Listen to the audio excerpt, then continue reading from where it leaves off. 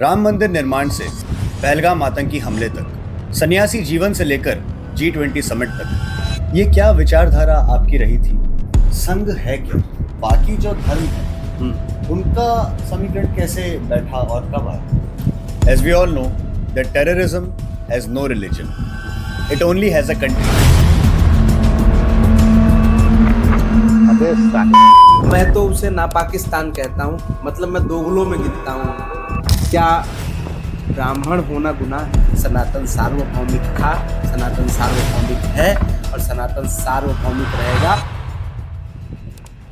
Welcome to the third episode of Godcast by Gaurav Lakhwani. Ram मंदिर निर्माण से पहलगाम आतंकी हमले तक, सन्यासी जीवन से लेकर G20 समिट तक, अगर हमें किसी का नाम शायद ध्यान आता है तो वो है हमारे श्री शिवम मिश्रा जी। सर, मैं आपका वेलकम करना चाहूंगा गॉडकास्ट बाय गौरव लखवानी पे। नमस्कार गौरव जी। कैसे हैं शिवम जी? कैसा लग रहा है आपको? ईश्वर की कृपा है, आप सब भाइयों का प्रेम है, एकदम बढ़िया आनंद में हो। और मैं आपसे एक पहला सवाल ये जरूर पूछना चाहूंगा इससे पहले कि हम शुरू करें, ये क्या विचारधारा आपकी रही थी? क्योंकि जब मैं किसी को बोलता हूँ कि शिवम मिश्रा जी सिर्फ अभी 29 साल के हैं, और फिर मैं बताता हूँ कि उन्होंने क्या क्या किया है आज तक और आगे भी निश्चित तौर पे करेंगे, तो वो भी यही चीज सोच रहे होते हैं कि इतनी छोटी सी उम्र में, क्योंकि ऐसा भी नहीं है कि आपने शायद 2 या 4 साल में इस चीज को प्रारंभ किया, आप काफी सालों से, दशक से मैं कह सकता हूँ, कम से कम लगे हुए हैं। तो ये क्या चाह थी आपके अंदर? ईश्वर ने इस सृष्टि पर जन्म दिया है गौरव जी, तो कुछ न कुछ उद्देश्य लेकर के उन्होंने भेजा है। बस उसे समझने की ज़रूरत है। कहीं न कहीं दैविक रूप से उसके संकेत हम सबको मिलते हैं। कुछ लोग समझ पाते हैं और कुछ लोग उसी संकेतों को ढूँढते-ढूँढते अपना पूरा जीवन गँवा देते हैं। ब्राह्मण परिवार में जन्म हुआ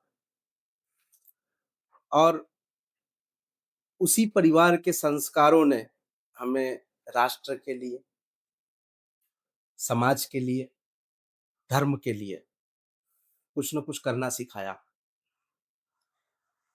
बचपन से ही ऐसी परिस्थितियाँ बनती गई कि कुछ न कुछ ऐसा करना है जिससे राष्ट्र में अपना योगदान भी सुनिश्चित हो। हम वैसे 3 भाई हैं। सबसे बड़ा मैं शिव ओम मिश्रा, हमारे बीच के जो भाई हैं, शरीर के भाई जय मिश्रा, जिन्हें आज पूरी दुनिया परम पूज्य प्रातः स्मरणीय श्रीमद् आद्य जगतगुरु स्वामी रामभद्राचार्य जी के तुलसी पीठ के उत्तराधिकारी के रूप में जानती है, जिनका अब नाम जो हुआ है वह है स्वामी रामचंद्र दास जी महाराज। और सबसे तीसरे भाई के रूप में हमारे श्री ओम मिश्रा हैं। अब हम 2 भाई एक राष्ट्र के कार्य में और एक धर्म के कार्य में समर्पित हुए और सबसे छोटे भाई जो हैं हमारे श्री ओम, वो माता-पिता की सेवा में समर्पित हो गए। और शायद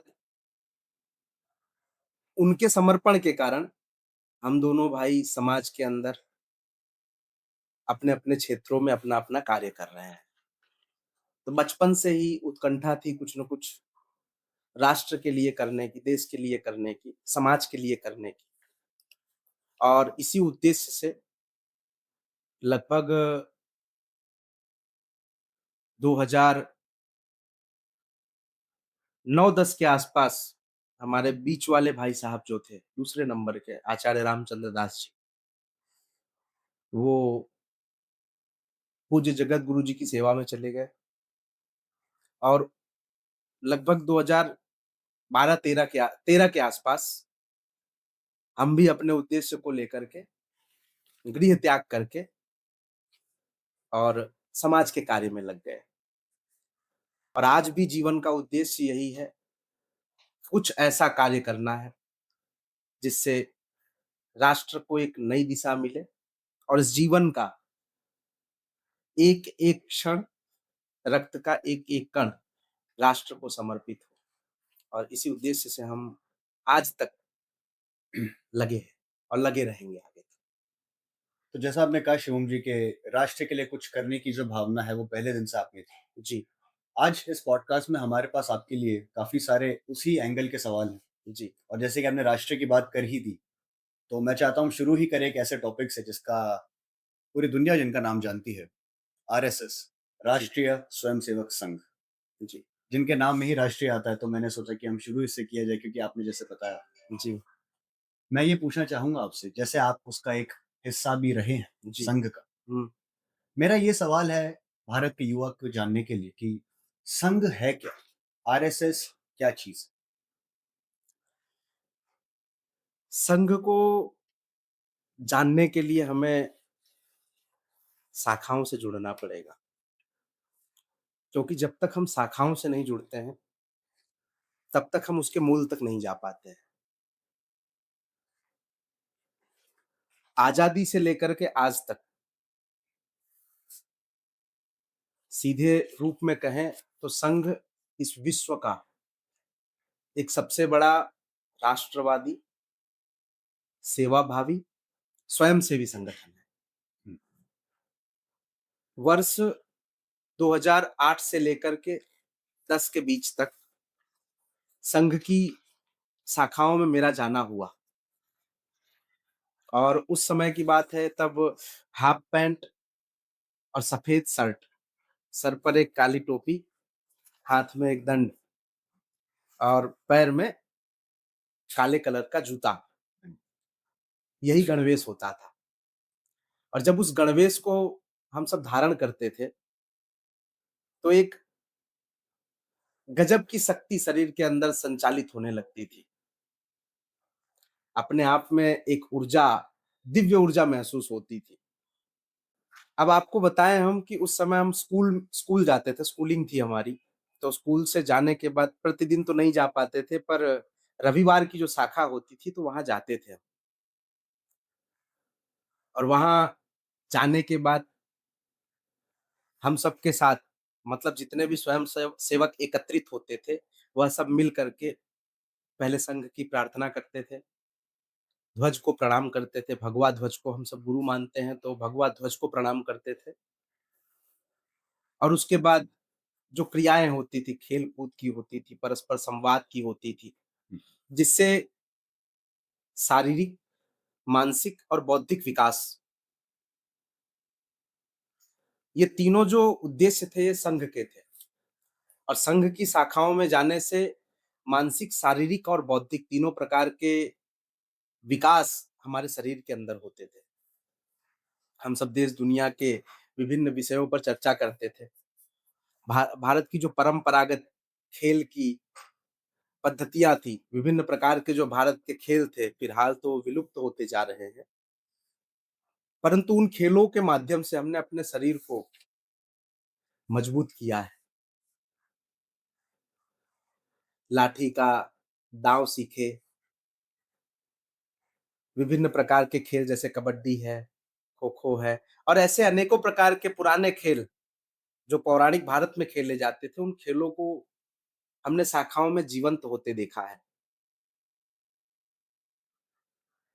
अलग-अलग प्रकार के दायित्वों के माध्यम से व्यक्ति के अंदर एक नेतृत्व की शैली का विकास हमने संगठन से सीखा है, राष्ट्रीय स्वयंसेवक संघ से सीखा है। तो संघ व्यक्ति को जीवन जीना सिखाता है। संघ संघ व्यक्ति को कर्तव्य बोध सिखाता है।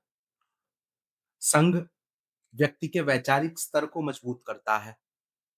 संघ व्यक्ति के बौद्धिक स्तर को मजबूत करता है। संघ व्यक्ति के शारीरिक स्तर को मजबूत करता है। यानी सीधे रूप से आपको कहूँ कि भारत का एक नागरिक होने के नाते या इस पृथ्वी पर जन्म लेने के नाते, एक मानव होने के नाते, अगर व्यक्ति को अपना सर्वांगीण विकास करना है, तो उसे संघ के साथ जुड़ना चाहिए, संघ की शाखाओं के साथ जुड़ना चाहिए, जिससे उनके अंदर तमाम प्रकार के कौशल्य और गुणों का विकास हो सके। और संघ का बलिदान जो है इस राष्ट्र को बनाने के लिए, वह अभूतपूर्व रहा है। जब भी देश में कोई किसी भी प्रकार की विपदाएँ आती हैं, आपदाएँ आती हैं, सरकार के कर्मचारी पहुँचे उससे पहले संघ के स्वयंसेवक वहाँ पर आपको सेवा करते दिखेंगे। और वो भी पूर्ण रूप से मर्यादा में रहते हुए अपने-अपने कर्तव्यों का स्वयं निर्वहन करते हैं। वो सुनिश्चित अब स्वयं कर लेते हैं कि हमें इस चीज़ को करना है और वो बड़े विनम्रता के साथ सेवा के भाव से जुड़ते हैं। संघ को जानना है तो हमें शाखाओं से जुड़ना पड़ेगा। संघ को जानना है तो हमें संघ के कार्यक्रमों से जुड़ना पड़ेगा और तो आपके माध्यम से इस वीडियो को देख रहे मैं सभी दर्शक मित्रों से कहूँगा कि आपके क्षेत्र में, आपके जिले में, आपके प्रदेश में संघ की जो शाखाएँ हैं, उनसे संपर्क करिए। अपने आने वाली पीढ़ी को संघ की शाखाओं के साथ जोड़िए। संघ की शाखाओं में जाने से आपका व्यक्तित्व जीवंत होगा। आपका जीवन अच्छा बनेगा ही, परंतु आप अनुकरणीय भी बनेंगे और आदरणीय भी बनेंगे। तो इस शताब्दी वर्ष पर हम अधिक से अधिक स्वयंसेवक तैयार करें, माँ भारती की सेवा के लिए उनको समर्पित करें। देश का एक अच्छा ज़िम्मेदार नागरिक बनाने का कार्य करें। बस यही अपेक्षा हम संघ से करते हैं और यही विषय हमने संघ से सीखा है। लगभग डेढ़ 2 साल तक संघ में जाने के बाद जो अनुभव हमें हुए हैं और जिन विषयों पर उनका मार्गदर्शन मिला है, शायद उन्हीं के कारण आज मैं यहाँ हूँ। तो मेरे जीवन में संघ का बहुत महत्व रहा है, बहुत विशेष महत्व रहा है और उन्हीं के आदर्श और उन्हीं के सिद्धांतों का पालन करते हुए हम अपने जीवन को धीरे-धीरे गतिमान कर रहे हैं और राष्ट्र के कार्य में समर्पित कर रहे हैं। आपने जैसे कहा कि जब आप संघ की यूनिफ़ॉर्म में होते हैं, जिसको आपने डिस्क्राइब भी किया, हुँ, उसे पहनने के बाद एक अलग-सी ऊर्जा और एनर्जी आपको फ़ील होती है। जी। उसपे एक क्या उसका क्या कारण है? क्योंकि मैंने ये चीज़ सुनी है, संघ को लेकर लोग सिर्फ़ शारीरिक तरीके से नहीं जुड़े हैं, बट एक मानसिकता भी उनकी जुड़ी है संघ के साथ। तो ये क्या चीज़ है? देखिए गणवेश जो होता है, वो एक ज़िम्मेदारी का प्रतीक होता है। आप एक वॉचमैन को भी यदि उसका गणवेश दे दें और उस गणवेश को वह व्यक्ति जब धारण करता है, तो उसके अंदर भी एक अलग प्रकार की ऊर्जा होती है। एक अलग प्रकार का पावर वो अपने अंदर अनुभव करता है और संघ का गणवेश जो है, वह एक सादाई भरा तो है, परंतु उसके अंदर त्याग, समर्पण और राष्ट्र के लिए बलिदान होने की जो समर्पणता है, इन विषयों को जब एक साथ समाहित करते हैं और उसके बाद जब हम गणवेश को धारण करते हैं, तो अपने अंदर एक ज़िम्मेदारी आती है और वो ज़िम्मेदारी खाली अपने पहनने से नहीं आती है। संघ को जानने के बाद, शाखाओं में जाने के बाद, उनके क्रियाकलापों कलापों में भाग लेने के बाद, जब वह गणवेश हमें प्राप्त होता है और हम उसे धारण करते हैं, तो संघ के पूर्व के स्वयं सेवकों के किए गए बलिदानों, उनके समर्पण, उनके कार्यों को उस गणवेश के साथ जोड़ा जाता है और जब वह गणवेश हम स्वयं धारण करते हैं, तो उन तमाम पूर्व के स्वयं सेवकों की स्मृतियाँ और उनके किए गए कार्यों का जो बल होता है, वो उस गणवेश में धारण अपने आप स्वयं ही आ जाता है और जो-जो स्वयं सेवक अपने आप को स्वयं सेवक समझ करके राष्ट्र के लिए, माँ भारती के लिए स्वयं को समर्पित करता है, तो उन सब का आशीर्वाद एक अदृश्य शक्ति के रूप में हमारे शरीर में संचरित होता है, संचालित होता है और इन्हीं कारणों से बड़े सम्मानित दृष्टिकोण से हम उस गणवेश को धारण करने के बाद स्वयं को ऊर्जावान अनुभव करते हैं। जैसा आपने बताया कि काफ़ी लोगों का जो बलिदान है, उस यूनिफ़ॉर्म को पहनने के बाद आरएसएस की आपको वो महसूस होता है क्योंकि जैसा हमने बताया कि हुँ, शताब्दी भी इस साल आरएसएस ने पूरी की जी। और ये तो वाक़ई एक फैक्ट है कि काफ़ी लोगों का बलिदान यहाँ तक आने में संघ का लगा ज़रूर। उन्हीं से जुड़ा एक सवाल मैं और आपसे पूछता हूँ। हो सकता है कि शिवम जी एक कन्फ्यूज़न हो जो आप क्लियर कर सकें, या हो जी, सकता है कि ये एक संघ का भले ही पार्ट है। जी। क्या संघ अखंड हिंदू राष्ट्र में मानता है? संघ अखंड हिंदू राष्ट्र में मानता है कि नहीं, इस विषय पर अगर विस्तार से हम चर्चा करें, तो इसके लिए हमें परम पूज्य सरसंघ चालक मोहन भागवत जी से परस्पर संवाद स्थापित करना पड़ेगा। परंतु संघ सनातन को ज़रूर मानता है। संघ अखंड भारत को मानता है। संघ सेवा में मानता है, संघ समर्पण में मानता है। और संघ हर उन सनातनियों के साथ जुड़ा हुआ है, जो सनातन धर्म को बचाने के लिए, सनातन धर्म को मजबूत करने के लिए और राष्ट्र में सेवाभावी स्वयंसेवकों के निर्माण से जो व्यक्ति जुड़ा हुआ है, संघ उन्हें ज़रूर मानता है। आरएसएस जाति और धर्म से हुँ, काफ़ी हटकर है और अलग है, हुँ, ऐसा कहा जाता है। जी। इस बारे में आप क्या कहना चाहेंगे? क्या इस पंक्ति को आप ज़रा एक बार समझाइए? ये बात आपने बिल्कुल सही कही।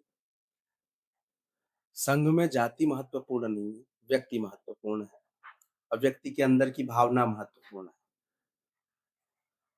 और शायद यही कारण है कि राष्ट्रीय स्वयंसेवक संघ के जितने भी पदाधिकारी आपको समाज में भ्रमण करते दिखेंगे, उनके पीछे सरनेम नहीं लगाई जाती, जाति नहीं लगाई जाती। उनको जैसे हमारे सरसंघ चालक मोहन मोहन भागवत जी हैं, तो जब उनका भी कहीं आना-जाना होता है, तो भाई साहब पीछे लगाते हैं। जितने भी हमारे संघ के बड़े पदाधिकारी या जो भी हमारे ज़िम्मेदार पदाधिकारी हैं, वो जातियों की जगह पर भाई साहब जैसा शब्द का प्रयोग करते हैं, जिससे सबको सम्मान भी मिले और लोग जातियों से कटे नहीं और हम सब एक होकर के स्वयं सेवक बन करके माँ भारती की सेवा में लगे, जहाँ पर जाति किसी भी प्रकार का रुकावट ना बने। जैसे कहा जाता है कि आरएसएस का बहुत ही इम्पोर्टेंट हिस्सा शाखा है। जी, तो मेरा ये सवाल है कि काफ़ी लोगों ने अपनी जीवन की दृष्टि को शाखा के नज़रियों से देखा है और फिर उसे जाकर जिया है। और हर तरीके से हमने सिर्फ़ पॉज़िटिव रिस्पॉन्सेज़ ही सुने हैं उन लोगों के जो संघ का हिस्सा रहे। पर मैं ये पूछना चाहता हूँ कि टोटल अगर देखा जाए, तो आपके हिसाब से पूरे भारतवर्ष में कितनी शाखाएँ होंगी संघ की? देखिए मैं सुनिश्चित तो इस विषय में नहीं कह सकता हूँ क्योंकि प्रतिदिन शाखाएँ बढ़ती और घटती रहती हैं। परंतु शताब्दी वर्ष चल रहा है तो यह संख्या मेरे ख्याल से 2.5 लाख के ऊपर होगी। इंडिया में आप कह रहे हैं। हाँ, और संघ खाली भारत तक ही सीमित नहीं है।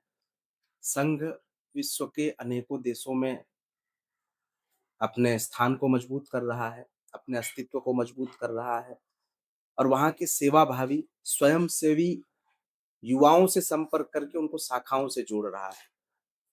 आज लगभग 70 से अधिक देशों में संघ की शाखाएँ लग रही हैं। 70 से अधिक देश। 70 से अधिक देशों में संघ की शाखाएँ लग रही हैं। शायद संख्या बड़ी भी हो सकती है, हुँ। पर घटेगी नहीं और आने वाला जो भारत का भविष्य है, विश्व के सभी देशों में संघ मजबूती से अपने स्वयंसेवकों को तैयार करेगा और राष्ट्र के हित के कार्यों को मजबूत करेगा। और हम प्रार्थना करते हैं कि यह संख्या 5 लाख के ऊपर जाए, ताकि हर घर से आपको स्वयंसेवक गणवेश पहन करके निकलता हुआ दिखे और राष्ट्र के कार्य में अपना योगदान दे। इसीलिए तो संघ कहता है, चंदन है इस देश की माटी, तपोभूमि हर ग्राम है, हर बाला देवी की प्रतिमा बच्चा-बच्चा राम। जब बात आरएसएस की जाती है, हुँ। तो मैं आपसे ये पूछना चाहूँगा कि आरएसएस क्या अकम्प्लिश करना चाहता है? क्योंकि हमारे सरसंघ चालक जी मोहन भागवत जी ने कहा कि संघ को कुछ अकम्प्लिश करने की ज़रूरत नहीं है, पर आज भी काफ़ी जद्दोजहद से आरएसएस देश के कार्यों में लगी है। तो ऐसी क्या चीज़ है जो आज भी संघ चाहता है कि वो हो? संघ किसी उद्देश्य को लेकर के बनाया गया है। ऐसा नहीं है कि संघ हमेशा चलता रहेगा। जिस दिन संघ का उद्देश्य पूरा हो गया, उसी दिन संघ की विस्थापना होगी और उसी दिन से फिर संघ अपने स्वयं सेवकों को अपने कार्यों को करने के लिए मुक्त करेगा। ऐसा नहीं है कि संघ बन गया है तो वो कभी बिगड़ेगा नहीं या विस्थापित नहीं होगा। संघ किसी एक उद्देश्य को लेकर के बनाया गया है। राष्ट्रीय स्वयंसेवक संघ के स्थापक परम पूज्य डॉक्टर केशव बलिराम हेडगेवार जी और अन्य उस समय के सनातन धर्मावलंबियों ने जब संघ की स्थापना की थी, तो उनका उद्देश्य था माँ भारती को परम वैभव के पद पर स्थापित करना। और तभी उन्होंने संकल्प लिया था, स्वयं अब जाग कर हमको जगाना देश है अब। और इसी संकल्प को लेकर के संघ निरंतर गतिमान है और आज एक वटवृक्ष की तरह इस पृथ्वी पर मजबूती से भगवा ध्वज और दंड के साथ में निरंतर अपने स्वयंसेवकों के माध्यम से कूच करता हुआ अपने उद्देश्यों को पूर्ण कर रहा है। और जब यह उद्देश्य उनका पूर्ण हो जाएगा, उसी दिन संघ भंग हो जाएगा। ये कह सकते हैं कि बिल्कुल, ये संघ के तमाम पत्रों में लिखा गया है और माननीय सर संघ चालक जी के व्याख्यानों में भी इस विषय का उल्लेख मिलता है और उसी के आधार पे हम आपसे कह रहे हैं। मतलब ये काफी एक रियल बात है। इसलिए संघ संघ एक उद्देश्य को लेकर के बना है और उनके जो उद्देश्य हैं, उन उद्देश्यों की पूर्ति जिस दिन हो जाएगी, उसी दिन राष्ट्रीय स्वयंसेवक संघ को भंग कर दिया जाएगा। राष्ट्रीय स्वयंसेवक संघ, मुझे लगता है उनका शायद सबसे महत्वपूर्ण हिस्सा स्वयंसेवक शायद खुद होते। तो मेरा ये सवाल है देश की जनता के लिए, युवाओं के लिए, कि जिन्हें स्पेशली इस चीज के बारे में शायद इतनी इंफॉर्मेशन या नॉलेज आज नहीं है, पर हमारा पॉडकास्ट देखते रहे जी, तो मैं ये पूछना चाहता हूँ कि आरएसएस में स्वयंसेवक कौन होते हैं और उनका क्या काम होता आरएसएस के स्वयंसेवक वो होते हैं जो स्वयं से स्वयं की जिम्मेदारी सुनिश्चित करते हैं, जो आत्म अनुभूति से स्वयं सेवक बनते हैं। देखिए, हर जगह कार्यकर्ता कहे जाते हैं, किसी पार्टी है? में होते हैं तो कार्यकर्ता कहे जाते हैं, किसी संगठन में होते हैं तो भी उनको कार्यकर्ता कहा जाता है।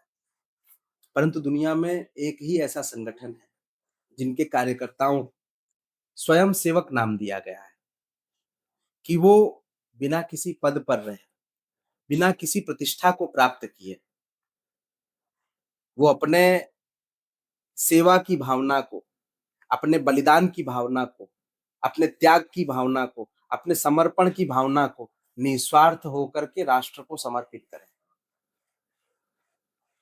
और इस दुनिया में जो जो व्यक्ति इस विषय से जुड़ा है, इस उद्देश्य से जुड़ा है, वो संघ से न भी जुड़ा हो तो भी वो स्वयं सेवक है।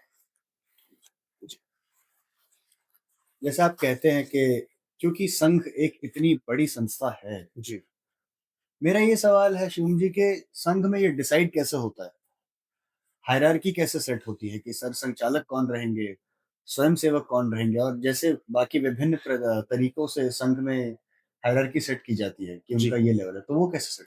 देखिए, संघ एक इस भारत का नहीं, इस विश्व का एक बहुत बड़ा संगठन है। तो संघ के अपने नीति नियम है। उन नीति नियमों के अनुसार संघ में एक मार्गदर्शक मंडल होता है और एक मंडल इन सभी विषयों पर निर्णायक मंडल होता है। संघ में माननीय सरसंघ चालक जी अभी वर्तमान के आदरणीय पूज्य मोहन भागवत जी हैं, मोहन राव भागवत जी हैं। अगला सरसंघ चालक कौन बनेगा, यह सुनिश्चित करने का कार्य मार्गदर्शक मंडल का है। यह सुनिश्चित यह भी नहीं कर सकते हैं कि अगला कौन बनेगा। अगला अगला सरसंघ चालक बनाने का कार्य राष्ट्रीय स्वयंसेवक संघ की निर्णायक कमेटी का होता है। वह स्वयंसेवक के जीवन के संपूर्ण विषयों को देख करके और फिर निर्णय करते हैं कि अगला सरसंघ चालक कौन बन सकता है, कौन बनने योग्य है, और उसी निर्णय पर फिर आखिरी मुहर लगती है। संघ की निर्णायक कमेटी अगर आज कह दे कि आज सरसंघ चालक जी को रिजाइन देना है, तो देना पड़ेगा। सारी व्यवस्थाओं का जो नियंत्रण है वह उस कमेटी के पास होता है और वही निर्णय लेती है कि क्या करना चाहिए, क्या नहीं करना चाहिए, किन प्रकार के आयोजनों में सरसंघ चालक जी हिस्सा लेंगे, किन कार्यक्रमों से उनको दूरी बनाए रखनी है, किस प्रकार का संदेश स्वयंसेवकों के बीच में जाना चाहिए, किस प्रकार से हमको समाज में आने वाली रणनीतियाँ बनानी है, आने वाली विषम परिस्थितियों में लड़ने के लिए हमारे स्वयंसेवकों को किस प्रकार से तैयार करना है। इन तमाम प्रकार की व्यवस्थाओं का जो निर्णय होता है, वो राष्ट्रीय स्वयंसेवक संघ की एक निर्णायक कमेटी है, मार्गदर्शक मंडल है, वो सुनिश्चित करते हैं और उसी के आधार पर पूरा संघ चलता है और यही व्यवस्था है संघ की। जैसे आपने कहा कि उन्हीं के आधार पर पूरा संघ चलता है। क्या आप बता पाएँगे कि अप्रॉक्सिमेटली ही सही, कि संघ में आज वर्तमान में, आज की डेट में कितने लोग जुड़े हुए हैं संघ से भारतवर्ष में? देखिए इस विषय में सुनिश्चित संख्या कह पाना शायद संभव नहीं है, क्योंकि लाखों स्वयंसेवक प्रतिदिन नए जुड़ रहे हैं और इसके आधार पर निरंतर संघ गतिमान हो रहा है अपने उद्देश्यों के लिए। अब आप विचार करिए कि जिस संस्था की शाखाएं लाखों में हों, तो कार्यकर्ताओं की संख्या तो निश्चित है, स्वयंसेवकों की संख्या करोड़ों में होगी। तो आज विश्व का सबसे बड़ा संगठन अगर राष्ट्रीय स्वयंसेवक संघ है, तो निश्चित ही उनके स्वयंसेवकों की संख्या भी कई करोड़ों में होगी और उन्हीं के तप, त्याग और बलिदान से संघ यहाँ तक पहुँचा है। संघ में ऐसा भी कहा जाता है कि जो बाकी जाति समीकरणों के साथ या बाकी रिलिजन्स के साथ भेदभाव करे, वो कभी असली हिंदू नहीं हो सकता या सच्चा हिंदू नहीं हो सकता। हुँ, इस बात में कितनी गहराई और सच्चाई है, शिवम जी? देखिए ये जातिगत विषय है और ऐसा नहीं है कि किसी व्यक्ति के अंदर हम ऊंच-नीच का भेदभाव रखते हुए किसी को छोटा या किसी को बड़ा बनाएँ। परंतु सनातन की अनादिकाल से परंपरा रही है और हम जातियों में विश्वास करते हैं, जातियों में मानते हैं, क्योंकि हमारी जो भी जातियाँ बनी हैं, वो कर्म के अनुसार बनी हैं। अगर आप भारत डेमोक्रेटिक भारत की बात करें, स्वतंत्र भारत की बात करें, तो भारत में भी संविधान यहाँ पर माना जाता है। प्रत्येक व्यक्ति को संविधान के प्रत्येक नियम का पालन करना होगा, तभी वो भारतीय नागरिक है। अब आप बताइए कि हमारे यहाँ जो क्लास मेंटेन करते हैं ऑफिसरों का, तो हम कहते हैं कि भाई फर्स्ट क्लास ऑफिसर है। उनको हम आईएएस, आईपीएस कहते हैं। फिर सेकंड क्लास ऑफिसर आते हैं, फिर थर्ड क्लास ऑफिसर आते हैं, फिर फोर्थ क्लास ऑफिसर आते हैं। ये हमारे संविधान में है। मैं व्यक्तिगत अपनी राय नहीं दे रहा हूँ, पर भारत में भी first class, second class, third class और फोर्थ क्लास के कर्मचारियों की व्यवस्था बनाई गई है। अब आप बताइए कि इसमें फिफ्थ क्लास कौन है? कोई है आज तक आपने सुना कि भाई फिफ्थ क्लास कर्मचारी है कोई? नहीं ना, 4 ही क्लास। इस शरीर को परमात्मा ने बनाया है। तो हमारे यहाँ कहते हैं सोचने का काम जो है वो मस्तिष्क करता है। तो इसको शास्त्रों में, वेदों में, पुराणों में कहा गया ये ब्राह्मण है। ब्राह्मणस्य मुखमासीद। हुँ। ठीक है, ये ब्राह्मण है। बाहुराजन्य कृत।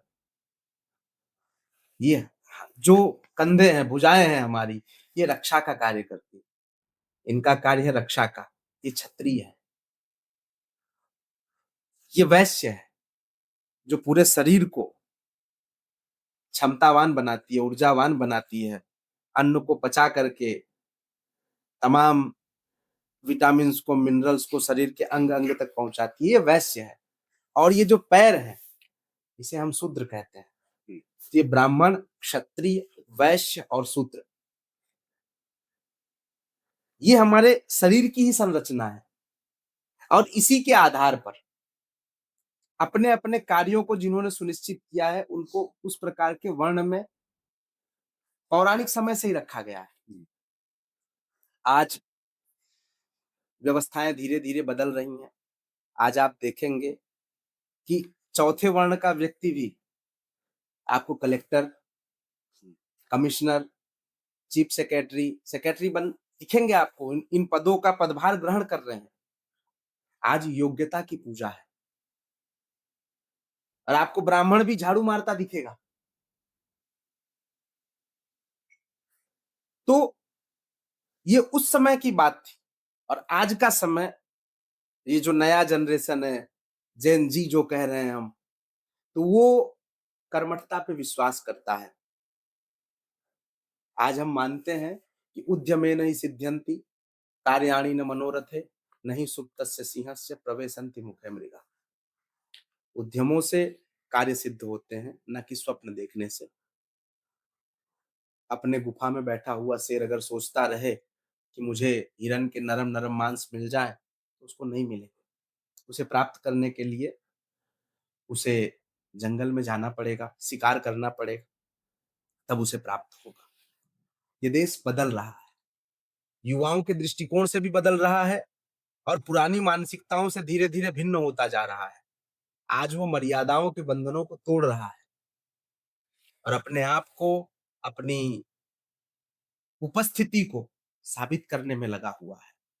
आज लाखों की संख्या में हमारे आदिवासी समाज के, हरिजन समाज के युवा देश के बड़े-बड़े जिम्मेदार पदों पे बैठ रहे हैं और ये देश के लिए गर्व की बात है, क्योंकि यही है विकसित भारत, जहाँ पर लोग कहते हैं कि किसी को दबाया जा रहा है, किसी को कुचला जा रहा है या किसी को छोटी जाति का समझ करके उनको उनके साथ शोषण किया जा रहा है, अब वो भारत नहीं है। आज देश का हर युवा, हर व्यक्ति अपने अधिकारों को समाज के सामने, देश के सामने उठाने का सामर्थ्य रखता है और स्वयं में भी अगर वो चाहे तो बड़े से बड़े पदों पर स्थापित होकर के देश के लिए अपना योगदान दे सकता है। आज आप देखिए, बड़े गर्व की बात है, देश की 2-2 राष्ट्रपतियाँ, 2-2 राष्ट्रपति इस देश के महिला रही, श्रीमती प्रतिभा पाटिल जी और वर्तमान की माननीय राष्ट्रपति महोदया श्रीमती द्रौपदी मुर्मू जी। देश के प्रधानमंत्री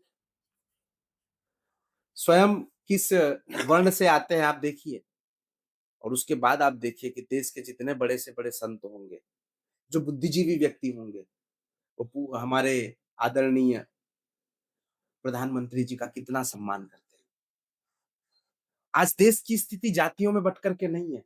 आज देश का प्रत्येक व्यक्ति देश के विकास के लिए एक होकर के अपना समर्पण दे रहा है, अपना योगदान दे रहा है, देश को आगे बढ़ा रहा है। देखिए, परंपराएं जो हैं वो अनवरत चलती रहती हैं, परंतु जो वीर होते हैं वो अपने सामर्थ्य के अनुसार उसमें थोड़ा-थोड़ा परिवर्तन करते रहते हैं। और आज जातियों में ना बट करके राष्ट्र के लिए एक होकर के राष्ट्र के कार्य में योगदान देने के लिए हमारे युवा तैयार हैं। तो हमें इन विषयों से ऊपर उठ करके राष्ट्र के कार्य में हम क्या बढ़िया से बढ़िया कर सकते हैं, हमें इसमें आगे आना चाहिए। ये पुरानी बातें हो गई और पुरानी बातों को लेकर के और हम आज उस विषय पर वैचारिक मतभेद करेंगे तो कहीं न कहीं हमारे देश में, हमारे अपनों में कमजोरियाँ आएँगी। उन कमजोरियों को तोड़ करके हमको सबको एक करके साथ लेकर के चलना होगा। और मैं आपके माध्यम से सरकार तक एक बात पहुँचाना चाहता हूँ कि आप गरीबों की तुलना किससे करते हैं? क्या चौथे वर्ण का व्यक्ति ही गरीब होगा? ऐसा तो है नहीं। हमने ब्राह्मणों को भी बहुत गरीबी में देखा है, क्षत्रियों को भी बहुत गरीबी से गरीबी अवस्था में देखा है, वैश्य को भी बहुत गरीब से गरीब अवस्था में देखा है और हमारे चौथे वर्ण के व्यक्तियों को भी हमने परिवारों को भी बहुत नज़दीक से उस अवस्था में देखा है। आज जो जातिगत आरक्षण की बात चल रही है, उसका समय कुछ अलग था, जब वास्तविकता में उनको आरक्षण की आवश्यकता थी। मैं किसी का विरोध नहीं कर रहा, ये मेरा व्यक्तिगत विचार है। अगर किसी को इस विषय से कोई पीड़ा होती है, तो मैं उससे अभी से करबद्ध क्षमा माँगता हूँ, परंतु एक भारत का नागरिक होने के नाते मुझे अधिकार है अपनी बातों को रखने का। मैं आपके माध्यम से रखना चाहता हूँ कि सरकार को इस नियम पर थोड़ा-सा ध्यान देने की आवश्यकता है। जातिगत आरक्षण के माध्यम से हम करोड़ों युवाओं के प्रतिभाओं का दमन कर क्या ब्राह्मण होना गुनाह है? कोई अपराध है? गरीब होना अपराध है? यदि ब्राह्मण गरीब हो सकता है, क्षत्रिय गरीब हो सकता है, वैश्य गरीब हो सकता है, चौथे वर्ण का व्यक्ति भी गरीब हो सकता है, तो सरकार को जनता के द्वारा दिए गए टैक्स का पैसा जातिगत आरक्षण में न दे करके गरीबी के आधार पर, उनकी आवश्यकताओं के आधार पर आरक्षण को सुनिश्चित करना चाहिए। क्या वास्तव में एक एक व्यक्ति जो वास्तविकता में देश के लिए बहुत कुछ कर सकता है या हम उसका बहुत अच्छा लाभ ले सकते हैं देश के लिए, पर कुछ संसाधनों के कारण और कुछ ग्रेड के कारण और इस आरक्षण के कारण उसकी प्रतिभाओं का दमन हो रहा है, तो क्या उसके साथ अन्याय नहीं है? एक 90% लाने वाला व्यक्ति और एक 35% लाने वाला व्यक्ति, आरक्षण के कारण 35% लाने वाले व्यक्ति का सिलेक्शन हो जा रहा है और इसी आरक्षण के कारण 95% लाने वाले व्यक्ति को कोई ध्यान तक नहीं दे रहा है। जो व्यक्ति एक बढ़िया आईएएस बन सकता था, इसी आरक्षण ने उसको चपरासी बना दिया है और आज की ये स्थिति है। जब हम समाज के बीच में जाएँगे, चाहते हैं तो देखते हैं, यदि आरक्षण देना ही है, तो जातियों के आधार पर क्यों एक एक तरफ आप कहते हैं कि हमको जातियों से अलग हट करके राष्ट्र के लिए सोचना है और एक तरफ हम उसी जातियों के आधार पर आरक्षण दे करके अच्छे व्यक्तियों का भी तो दमन कर रहे हैं। हम चाहते हैं दोनों आगे बढ़ें, चाहे गरीब हो, गरीब कोई भी हो, ब्राह्मण भी हो सकता है, क्षत्रिय भी हो सकता है, वैश्य भी हो सकता है, हमारे हरिजन बंधु भी हो सकते हैं, हमारे भाई हो सकते हैं। तो सरकार को इस पर एक कानून लाना चाहिए और इस कानून को ध्यान में रखते हुए जिस व्यक्ति को, चाहे वो किसी भी समाज का हो, किसी भी वर्ण का हो, भारतीय नागरिक होना चाहिए। अगर उसको आर्थिक रूप से आवश्यकता पड़ रही है, तो उस समय उसे आरक्षण देना चाहिए। ये नहीं कि जाति देख करके आरक्षण देंगे। योग्यताओं का हमेशा से पूजन हुआ है। अगर आपके अंदर योग्यता है, तो जातियों में बंधने की आपको आवश्यकता नहीं है और इसके साक्षात उदाहरण हैं doctor B are Ambedkar ji. Ambedkar साहब को क्या उस समय आरक्षण मिला था? नहीं मिला, परंतु उन्होंने अपनी योग्यता को अपने संघर्ष से, अपने कर्मठता से सिद्ध किया और आज वो देश के लिए कितने सम्माननीय व्यक्ति हैं। शायद संविधान का नाम लिया जाता है तो पहला नाम doctor B are Ambedkar ji का आता है। संविधान समिति के सदस्य रहे। तो हम सब क्यों अम्बेडकर जी को अपना आदर्श नहीं मानते? हम एक तरफ कहते हैं कि भाई बाबा साहब अम्बेडकर के हम सब संतानें हैं, तो उनके दिए गए मार्गों का फिर उपयोग करिए ना। उनके जीवन के घटनाओं से तो हम कुछ सीखें।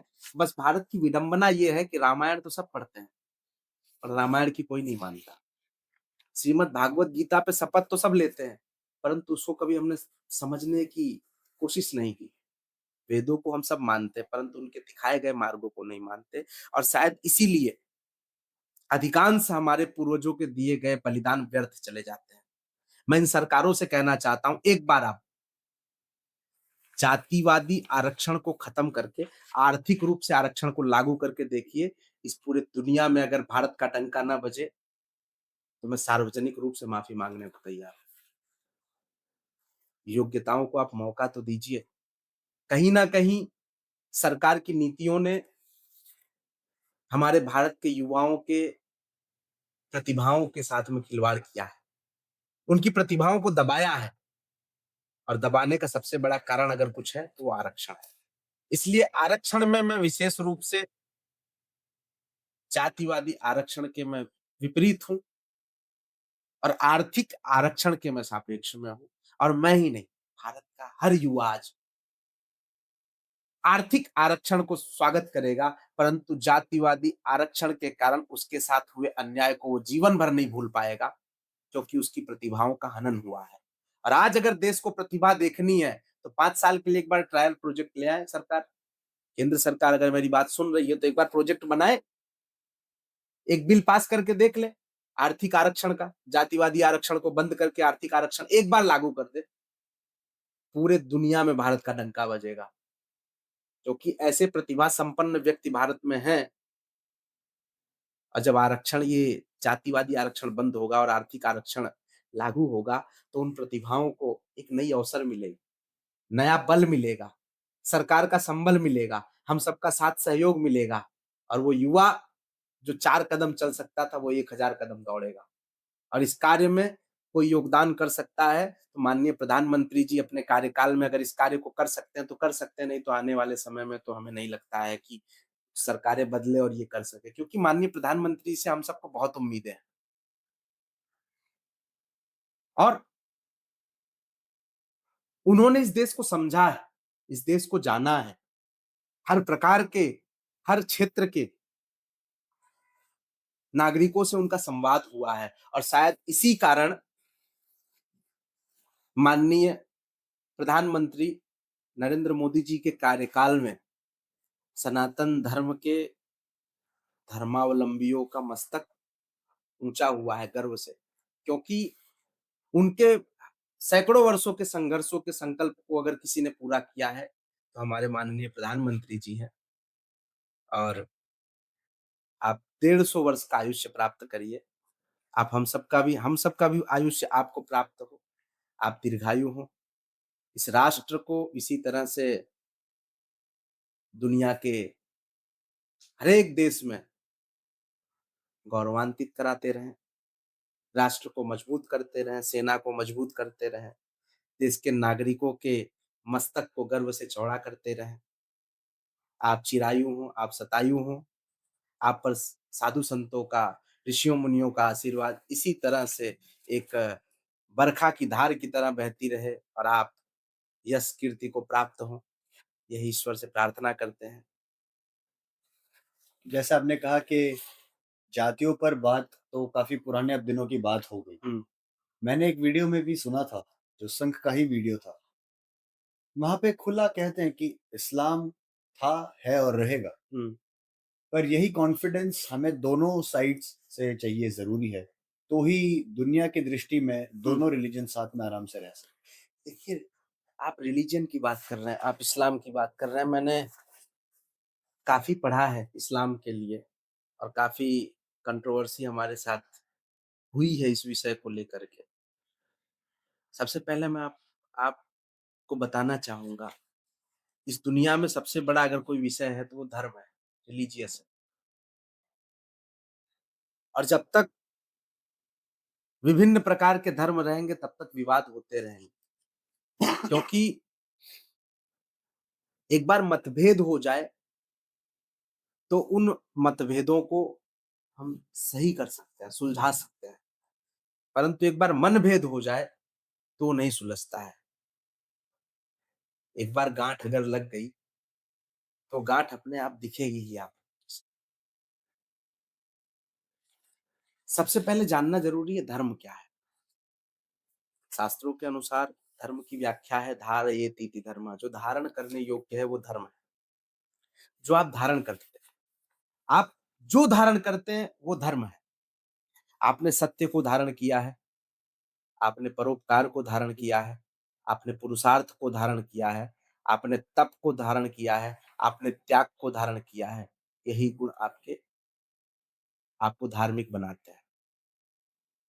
अब आपने मिथ्या, झूठ को धारण कर लिया, आप गलत कार्यों में संलिप्त हो गए, आप अनैतिक, अप्राकृतिक कार्यों को करने लगे, तो आपको अधर्म की श्रेणी में रखा जाता है। धर्म के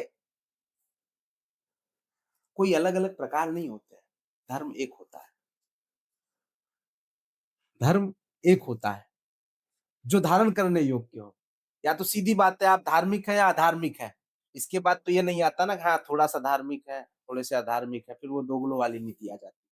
या तो आप धार्मिक बनिए या अधार्मिक बनिए, या तो देव बनिए या दानव बनिए। बीच वाले कहाँ से आ गए इसमें? तो या तो आपको सत्कर्म करने हैं या तो दुष्कर्म करने हैं। ठीक है? बीच का पोर्शन है, सिक्के के 2 पहलू होते हैं, एक उल्टा और एक सीधा। तो आप सटीकता से जाइए, जो धारण करने योग्य है वो धर्म है, जो धारण करने योग्य नहीं है वो अधर्म है। अब इस सृष्टि के अंदर जो लोग धारण करने वाले लोग हैं, जो सत्कर्म को, सन्मार्ग को धारण करते हैं, वो धार्मिक हो गए, और जिन्होंने गलत मार्गों को चुन लिया, वो अधार्मिक हो गए। हाँ, धर्म एक होता है, परंतु उसकी शाखाएं यानी कि संप्रदाय अलग-अलग हो सकते हैं। भाई लोग अलग तरह से भी मानते हैं। तो धर्म एक है, वो है सनातन। मैं नहीं मानता इस्लाम को किसी भी धर्म के होने से। मैं नहीं मानता कि ईसाईयत कोई धर्म है, मैं नहीं मानता इस्लाम कोई धर्म है, क्योंकि धर्म के स्थापक कोई होते ही नहीं। धर्म को जानना है तो एक आपको उदाहरण देता हूँ। भारत एक देश है, और इस देश को संचालित करने के लिए अलग-अलग विधानों रूपी एक संविधान बनता है, जिसे हम कहते हैं भारत का संविधान, कॉन्स्टिट्यूशन ऑफ इंडिया। इसी तरह से दुनिया में अनेकों देश हैं। वो देश है, उस देश को चलाने के लिए वहाँ के महत्वपूर्ण व्यक्तियों ने जो विधान बनाए हैं, उस विधान को उस देश का संविधान कहा जाता है। अब जो व्यक्ति उस संविधान को नहीं मानता है, वो कदापि उस देश का नागरिक नहीं हो सकता। उसी तरह से यदि परमात्मा ने, अब परमात्मा कौन है मैं नाम नहीं बता रहा आपको, पर परमात्मा कोई तो एक होगा। अब उस परमात्मा के द्वारा जब इस सृष्टि की रचना की गई, तो इस सृष्टि की रचना करते समय यहाँ पर रहने वाले किसी भी प्रकार के जीव जंतु से लेकर के मनुष्य तक, प्रकृति तक, परमात्मा के द्वारा इस सृष्टि को संचालित करने के लिए जो विधान बनाए गए हैं, उसी को हम धर्म कहते हैं। इस सृष्टि को, खाली भारत के लिए नहीं बता रहा हूं, परमात्मा के द्वारा इस सृष्टि को चलाने के लिए जो विधान रूपी संविधान बना है, हम उसे धर्म कहते हैं। और धर्म अलग-अलग नहीं होते, एक देश में एक ही संविधान लागू होता है। अगर दूसरा कोई करे तो विद्रोह चालू हो जाएगा। तो इस सृष्टि का, धर्म का अगर कोई विधान है और वो धर्म कोई है तो वो सनातन है। आप बताइए इस्लाम धर्म की स्थापना किसने की? हज़रत मोहम्मद पैगंबर साहब ने। साढ़े 1400 वर्ष पहले मोहम्मद पैगंबर साहब ने इस्लाम धर्म की स्थापना की। और उसके अनुसार महत्वपूर्ण सबसे बड़ी किताब जो है वो है कुरान शरीफ। तो शिवम जी, जैसे हम कहते हैं कि सनातन इकलौता और सबसे पुराना धर्म इस पर, धरती पर और इस यूनिवर्स पर एग्जिस्ट करने वाला सबसे पहला सनातन धर्म था। मेरा ये सवाल है कि बाकी जो धर्म है, हुँ। उनका समीकरण कैसे बैठा और कब आया? देखिए सनातन धर्म को शाश्वत धर्म कहा जाता है, सार्वभौमिक धर्म कहा जाता है। वो खाली भारत तक सीमित नहीं है, इस पूरी सृष्टि के लिए बनाया गया है। क्योंकि धर्म अनेक हो ही नहीं सकते, धर्म खाली एक होता है, वो है सनातन, जिसका कोई स्थापक ना हो, वो धर्म है, जिसे साक्षात ईश्वर ने बनाया। मैंने आपको पहले भी बताया कि इस सृष्टि को चलाने के लिए विभिन्न विधानों रूपी जो संविधान बनाया गया है परमात्मा के द्वारा, उसे ही धर्म कहा जाता है। तो धर्म तो एक ही होगा, अगर परमात्मा ने बनाया तो एक ही विधान होगा। अब उसके बाद लोगों ने आकर अपने मतों के अनुसार, अपनी व्यवस्थाओं के अनुसार, अपनी सुविधाओं के अनुसार अलग-अलग पंथ बनाए हैं और उन पंथों को अगर धर्म का नाम दे दिया गया है, तो मैं कदापि उसे स्वीकार नहीं करता, क्योंकि जो बना है वो बिगड़ेगा। हमारे धर्म ग्रंथों में लिखा गया है कि जिसका निर्माण हुआ है उसका विनाश होगा और जो बना ही नहीं है वो कभी बिगड़ कैसे सकता है। आप दुनिया की ऐसी कोई चीज बता दीजिए कि जिसका मैन्युफैक्चरिंग डेट हो, निर्माण की तिथि हो और उसकी एक्सपायरी डेट ना हो। क्या ऐसा कोई आपके पास विषय वस्तु या कोई भी चीज ऐसी है कि जिसका निर्माण तो हो पर विनाश ना हो? आपने सुना कभी? कभी नहीं, क्योंकि जो बना है वो बिगड़ेगा, वही सृष्टि का नियम। जो बना है वो बिगड़ेगा, वही सृष्टि का नियम है। सनातन सार्वभौमिक धर्म है, साक्षात ईश्वर परमात्मा के द्वारा बनाया गया धर्म है, जिसका कोई संस्थापक नहीं है, साक्षात ईश्वर है।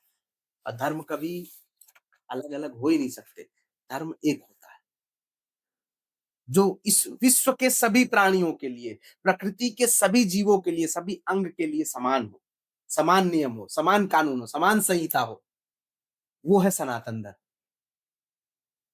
आप बताइए, इस्लाम के संस्थापक, तो आप कहेंगे हजरत मोहम्मद पैगंबर साहब। ईसाई धर्म की आप बताएं तो ईसाई धर्म के संस्थापक कौन है? तो आप कहेंगे जीसस क्राइस्ट, प्रभु ईसा मसीह, उन्होंने स्थापना की। अब इस्लाम धर्म की स्थापना के अनुसार हम 1447 हिजरी में जी रहे हैं और ईसाई धर्म के अनुसार, ईसाई कैलेंडर के अनुसार, जो आज हम सब कैलेंडर यूज करते हैं, उपयोग करते हैं, उसके अनुसार हम 2025 में जी रहे हैं। ये जो आपने कहा कि हम इस्लाम के अनुसार 1400 हिजरी में जी रहे हैं, इसका क्या मतलब है? मतलब जब से इस्लाम धर्म की स्थापना हुई है तो इस्लाम धर्म का एक इस्लामी कैलेंडर होता है, उसके अनुसार 1447 के आसपास वो जी रहे हैं। मतलब आपका ये कहना है कि इस्लाम 1400 या 1500 साल ही पुराना? हाँ, बिल्कुल। 14 साढ़े 1400 साल पुराना है इस्लाम। आप हिजरी कैलेंडर उठाइए, आप सीधा देख लीजिए, उसके अंदर हिजरी 1447, 48 जो भी लिखा होगा। आप कैथोलिक कैलेंडर, ईसाई कैलेंडर आप उठाइए, उसमें लिखा होगा 2025। क्योंकि मुझे नहीं लगता है कि ये बात काफ़ी सारे व्यूअर्स को पता है कि हाँ, स्पेशली जो युवा है जिनको इतना नॉलेज नहीं है। वो पढ़ नहीं रहे हैं आजकल। बिल्कुल। और ईसाई कैलेंडर आप उठाइए, ईसाई कैलेंडर जिनमें जनवरी, फरवरी, मार्च, अप्रैल, इस तरह से अंत में दिसंबर तक के महीने होते हैं, 12 महीने। और ईसा और ईसाई कैलेंडर के अनुसार आप देखेंगे तो वर्ष वर्ष जो होगा वो 2025वां चल रहा है। हम 2025 में जी रहे हैं और इस्लामिक कैलेंडर के अनुसार हम 2047 में जी रहे हैं। परंतु हम खाली राजा विक्रमादित्य के समय से अगर कैलेंडर को उठाते हैं, भारत के एक महान प्रतापी राजा हुए महाराजा विक्रमादित्य। अब विक्रमादित्य के अनुसार इस समय जो हमारा जो सनातन का कैलेंडर है, हिंदू पंचांग जिसको कहते हैं, उसमें विक्रम संवत लिख के आता है। माननीय प्रधानमंत्री जी के किसी भी पत्र को आप देखेंगे तो उसमें अंग्रेजी वर्ष नहीं लिखे होते हैं, उसमें विक्रम संवत लिखा होता है, तिथि और मिति लिखी होती है। उस तिथि के अनुसार उस कैलेंडर को आप उठाइए, उसमें आप 2082 में जी रहे हैं अभी। यानी कि आप ईसाइयों से 57 साल आगे और इस्लाम धर्म से लगभग 6 साढ़े 600 साल आगे जी रहे हैं आप। सनातन धर्म में वो भी विक्रम संवत से, राजा विक्रमादित्य से, उज्जैन के महाराजा विक्रमादित्य के अनुसार, क्योंकि कैलेंडर तो उनका कैलेंडर विशेष रूप से प्रचलित है हमारे यहाँ ज्योतिष काल गणनाओं के आधार पर। तो जब आप विक्रमादित्य के अनुसार, विक्रम संवत के अनुसार कैलेंडर कोई भी उठा लीजिए, आप कोई भी जो हमारे यहाँ पंचांग कहते हैं, हिंदू पंचांग कोई भी आप उठा लीजिए, उसके अनुसार हम 2082 में जी रहे हैं अभी। यानी ईसाइयों से 57 साल आगे और इस्लाम धर्म से 600 से ज्यादा वर्षों से आगे हम उनसे जी रहे हैं। तो जब हम अपने आप को, अपनी संस्कृति को देखते हैं, इतनी महान है, इतनी वैभवशाली है, इतनी पौराणिक है, तो हमें उससे अपने जीवन में सीखना चाहिए, उसे अपनाना चाहिए। जो लोग कहते हैं कि फलाना धर्म है, ढिमका धर्म, मैं नहीं मानता किसी भी धर्म को, चाहे ईसाई हो चाहे इस्लाम हो। मैं एक ही धर्म को मानता हूँ, वो है सनातन, जो शाश्वत है, सार्वभौमिक है। और इस विषय पे अगर इस दुनिया में कोई चर्चा करना चाहता है तो स्वागत है उसका, आए। मैं बताता हूँ सनातन धर्म की महानता, और वो बता दे मुझको सनातन धर्म के स्थापना का वर्ष, उसके स्थापक का नाम। मैं बताता हूँ सभी धर्मों के स्थापक का नाम, बाकी जो बने हुए धर्म हैं। हाँ, संप्रदाय हो सकते हैं, जितने चाहे उतने बना सकते हो, परंतु धर्म बनाने का अधिकार किसी का नहीं है, वो बनाता है तो मात्र परमात्मा। और वो बनाता है इस सृष्टि के प्रत्येक जीव के लिए, प्रत्येक प्रकृति के प्रत्येक अंग के लिए बनाता है, किसी व्यक्ति विशेष के लिए नहीं। अगर यही होता और इतने ही मजबूत होते उनके ईश्वर विभिन्न अलग-अलग धर्मों के, तो जन्म लेने के बाद उनको खतना नहीं करवाना पड़ता। उनके परमात्मा जो भी हैं, वो उनको पहले से उस तरह से तैयार करके भेजते हैं। इसलिए जन्म तो सब सनातन धर्म में ही लेते हैं, उसके बाद खतना, सुन्नत या अन्य क्रियाएँ करके वो दूसरे स्वरूप में जाते हैं, अपने धर्म को बदलते हैं। और इसीलिए मुझे गर्व है अपने सनातन धर्म पर, क्योंकि सनातन धर्म तर्क पे मानता है, शास्त्रार्थ पे मानता है, ज्ञान पर मानता है, ग्रंथों पर मानता है। सनातन धर्म स्वयं में विज्ञान है और आज भी सनातन धर्म के एक-एक तथ्य अकाट्य हैं, जिसका कोई काट नहीं है। और इसीलिए लाखों वर्षों से आज तक सनातन टिका हुआ है। और जो लोग हमारे सनातन धर्मावलंबी ये सोचते हैं कि सनातन धर्म है, मिट जाएगा, सनातन धर्म का अस्तित्व खतरे में है, ऐसी कोई बात ही नहीं हो सकती है, क्योंकि जो कभी बना ही नहीं है, वो कभी बिगड़ेगा भी नहीं। जिसको साक्षात ईश्वर ने बनाया है, उसका विनाश करने का सामर्थ्य इस सृष्टि के किसी भी व्यक्ति या विषय वस्तु में नहीं है। सनातन सार्वभौमिक था, सनातन सार्वभौमिक है और सनातन सार्वभौमिक रहेगा। और आने वाले समय में यही सनातन धर्म विश्व के प्रत्येक देश में सब लोग मानेंगे और गर्व से कहेंगे अपने आप में कि हम सब सनातन, क्योंकि सनातन सार्वभौमिक है, सदा सत्य है, जिसको कोई काट नहीं सकता। हाँ, समझने की गलतियाँ करते हैं, नहीं समझ पाते हैं, जब समझेंगे तो अपने आप उसको स्वीकार करेंगे। मतलब कह रहे कि ये सच्चाई भी ज़्यादा दूर शायद नहीं। नहीं, नहीं, वो तर्क करें। आज के बच्चे क्या है ना कि वो एआई और चैट जीपीटी और इन्हीं चीज़ों पे लगे हुए हैं। दिन भर व्हाट्सएप, फेसबुक और इंस्टाग्राम पे लगे हुए हैं। उन्होंने कभी अपनी परंपराओं को जानने का प्रयास नहीं किया, परंतु ये जनरेशन जो अभी आ रही है, वो थोड़ा-सा प्रयासरत है। तो जब वो धर्म की गूढ़ता पर जाएँगे, अपनी परंपराओं की गूढ़ता पर जाएँगे, अपने संस्कृति की गूढ़ता पर जाएँगे, तो निश्चित ही उनका हृदय परिवर्तन होगा और अपने आप को वो समझेंगे, जानेंगे और अपने जीवन को और जीवन के उद्देश्यों को पूरा करने के लिए वो फिर आगे बढ़ें। जैसा आपने बताया कि सनातन धर्म ही सबसे पहले निर्माण कर चुका स्थापित हुँ, इस दुनिया में एक रिलीजन की तरह और एक भरोसे की तरह और एक भविष्य की तरह भी आगे बढ़ रहा है। और आपने कहा कि जिसका कोई निर्माता है, पर जिसका निर्माण नहीं हुआ है, वो जा भी नहीं सकता। हाँ, सीधी बात, जिसका निर्माण ही नहीं है उसका विनाश कहाँ से होगा? बिल्कुल। जो बना ही नहीं है उसको बिगाड़ेगा कौन? ये तो सार्वभौमिक है, सत्य है, सत्य सत्य होता है, उसको कोई बनाता नहीं है। जिसमें बनावट आ जाए, वो फिर झूठ हो जाएगा। बनावटीपन किसी भी व्यक्ति के अंदर आ जाए तो उसको हम कहेंगे ना कि भई ये कॉपी है। जिसका कोई मैन्युफैक्चरर ही नहीं है, उसका डिस्ट्रॉयर कौन होगा? वो स्वतः ही बना है, स्वतः ही बना है, इसलिए उसको कोई नहीं बिगाड़ सकता, ना ही कभी खतरे में आएगा। जैसे कि कहा जाता है कि सनातन धर्म जो हमारा धर्म है और हम काफ़ी गर्व से उसको लेकर चलते हैं। तो शिवम जी, ये तो बात हुई काफ़ी हद हुँ, तक हमने धर्म के आधार पर बात की, हमने आरएसएस की बात की, हमने देश के हित की बात की।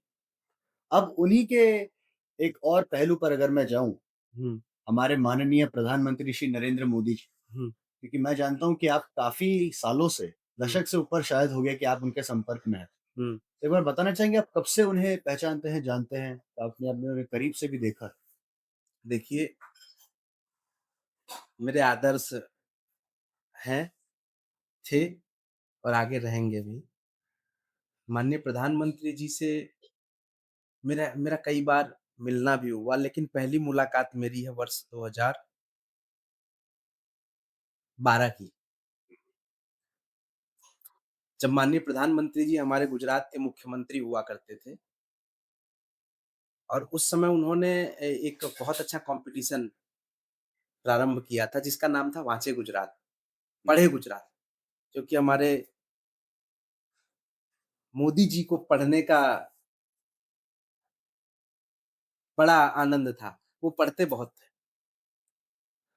तो 2012 में मतलब 2011 के आस-पास उन्होंने कॉम्पिटिशन चालू किया था वांचे गुजरात, और उसी कॉम्पिटिशन में मेरा जुड़ना भी हुआ। मैं उस समय कक्षा शायद 10वीं में रहा हूँ, 9वीं-10वीं के आस-पास का समय रहा है। 9वीं-10वीं के बीच का ही समय रहा है, और उस समय वांचे गुजरात कॉम्पिटिशन आया। मुझे भी पढ़ने का बचपन से बहुत शौक रहा है। इसी क्रम में जब ये 2011-12 के आस-पास वांचे गुजरात कॉम्पिटिशन आया, उस समय मैं भी उस कॉम्पिटिशन में जुड़ा, तब मैं पढ़ता था। तो उन किताबों की लिस्ट बना कर के 2-3 3 लोग थे हम लोग उस समय। तो वांचे गुजरात का कॉम्पिटिशन का विजेता बनने के बाद पहली बार हमको जीवन में गांधीनगर जाने का मौका मिला। तत्कालीन मुख्यमंत्री जी ने, हमारे आज के पीएम साहब ने उस समय बुलाया गांधीनगर। गांधीनगर के टाउन हॉल में एक कार्यक्रम रखा गया था, जहाँ पर पूरे गुजरात के जो भी विनर्स थे, मुख्य-मुख्य, फर्स्ट, सेकंड, थर्ड, उनको वहाँ पर बुलाया गया था। 2-3 दिन का प्रवास था हमारा। पहले दिन 3 दिन के लिए बुलाया। अब मैं तो जीवन में कभी पीएम साहब से मिला नहीं था। तत्कालीन उस समय के मुख्यमंत्री मोदी जी से मैं तब मिला नहीं था, कभी नहीं मिला हुआ था। लेकिन मन में उनकी छवि बहुत अच्छी थी मेरे लिए। उनके विषयों को सुनता था और उनके कार्यों को देखता था, तो अंदर से एक लगाव रहता था, और सपना देखते थे कभी सर से मिलना हो हमारा, तो कुछ अपने मन की बातें करें। तो टाउन हॉल में गए हम लोग, तो हम देख रहे हैं कि वहाँ पर संख्या जो है लगभग होगी 100 से 150 लोगों की। हम लोग बैठे हैं, अचानक में अनाउंस होता है कि माननीय मुख्यमंत्री जी हम सबके बीच में उपस्थित होने वाले हैं। हम लोग अपने-अपने जगह से खड़े हो गए। मैं थोड़ा आगे चला गया, आगे जाके खड़ा हो गया कि हो सकता है वो एक बार देख भी लें हमको। तो हमारे जो उस समय के सूरत के जिला शिक्षण अधिकारी थे, वो भी गए हुए थे हमारे साथ। उन्होंने कहा, "बेटा हिलना मत यहाँ से, उनकी सुरक्षा ज़्यादा है।" मैंने कहा, "कोई बात नहीं सर।" हम वहाँ खड़े रहे। जैसे ही मोदी जी गेट से एंट्री लेते हैं, अब मुझे कुछ समझ में नहीं आता, मैं सीधा दौड़ के जाता हूँ और जा करके उनको लिपट पड़ता हूँ। ये मेरे जीवन की वास्तविक घटना है। शायद आप इस वीडियो को देखना चाहेंगे तो वांचे गुजरात के जो टाउन हॉल का कार्यक्रम है, उस कार्यक्रम के वीडियो में वो चीज़ आपको मिलेगी। छोटा-सा 9वीं-10वीं में पढ़ने वाला लड़का, जैसे ही मैं मुख्यमंत्री जी को देखता हूँ, मुझसे लगभग होगी उनकी दूरी 12 से 15 फुट की। मैं सीधा दौड़ के जाता हूँ और जा करके मोदी जी से लिपट जाता हूँ। अब लिपटने के बाद, अब यहाँ उनकी सुरक्षा के लोग सब थोड़ा-सा उनको कुछ और मतलब हाँ। असुरक्षित महसूस किया होगा उन्होंने, वो दौड़ते हैं। तो इस बीच में पीएम साहब हमारे मोदी जी उनको रोकते हैं और मुझे हाथ पकड़ करके वो मंच पे ले जाते हैं। ये मोदी तो जी, नरेंद्र मोदी जी हमको हाथ पकड़ करके मंच पर लेकर के जाते हैं। वहाँ जाकर के नाम पूछते हैं और चीज़ें पूछते हैं। काफ़ी लगभग 2-3 मिनट, 4 मिनट हमसे बात करते हैं, और उसके बाद हमसे पूछते हैं कि आपका सवाल कुछ आप अगर पूछना चाहो बेटा तो मुझसे पूछ सकते हो। मैंने उस समय पूछा था कि सर आपका शासन है यहाँ पर, लेकिन हम देखते हैं कि पुलिस के कर्मचारी जो होते हैं, वो लोगों से अवैध उगाही करते हैं। ये सवाल था मेरा उनसे। ये आपने स्टेज पे किया मैंने था? स्टेज पे उनसे माइक पे पूछा था, 150 लोगों की संख्या होगी वहाँ पर।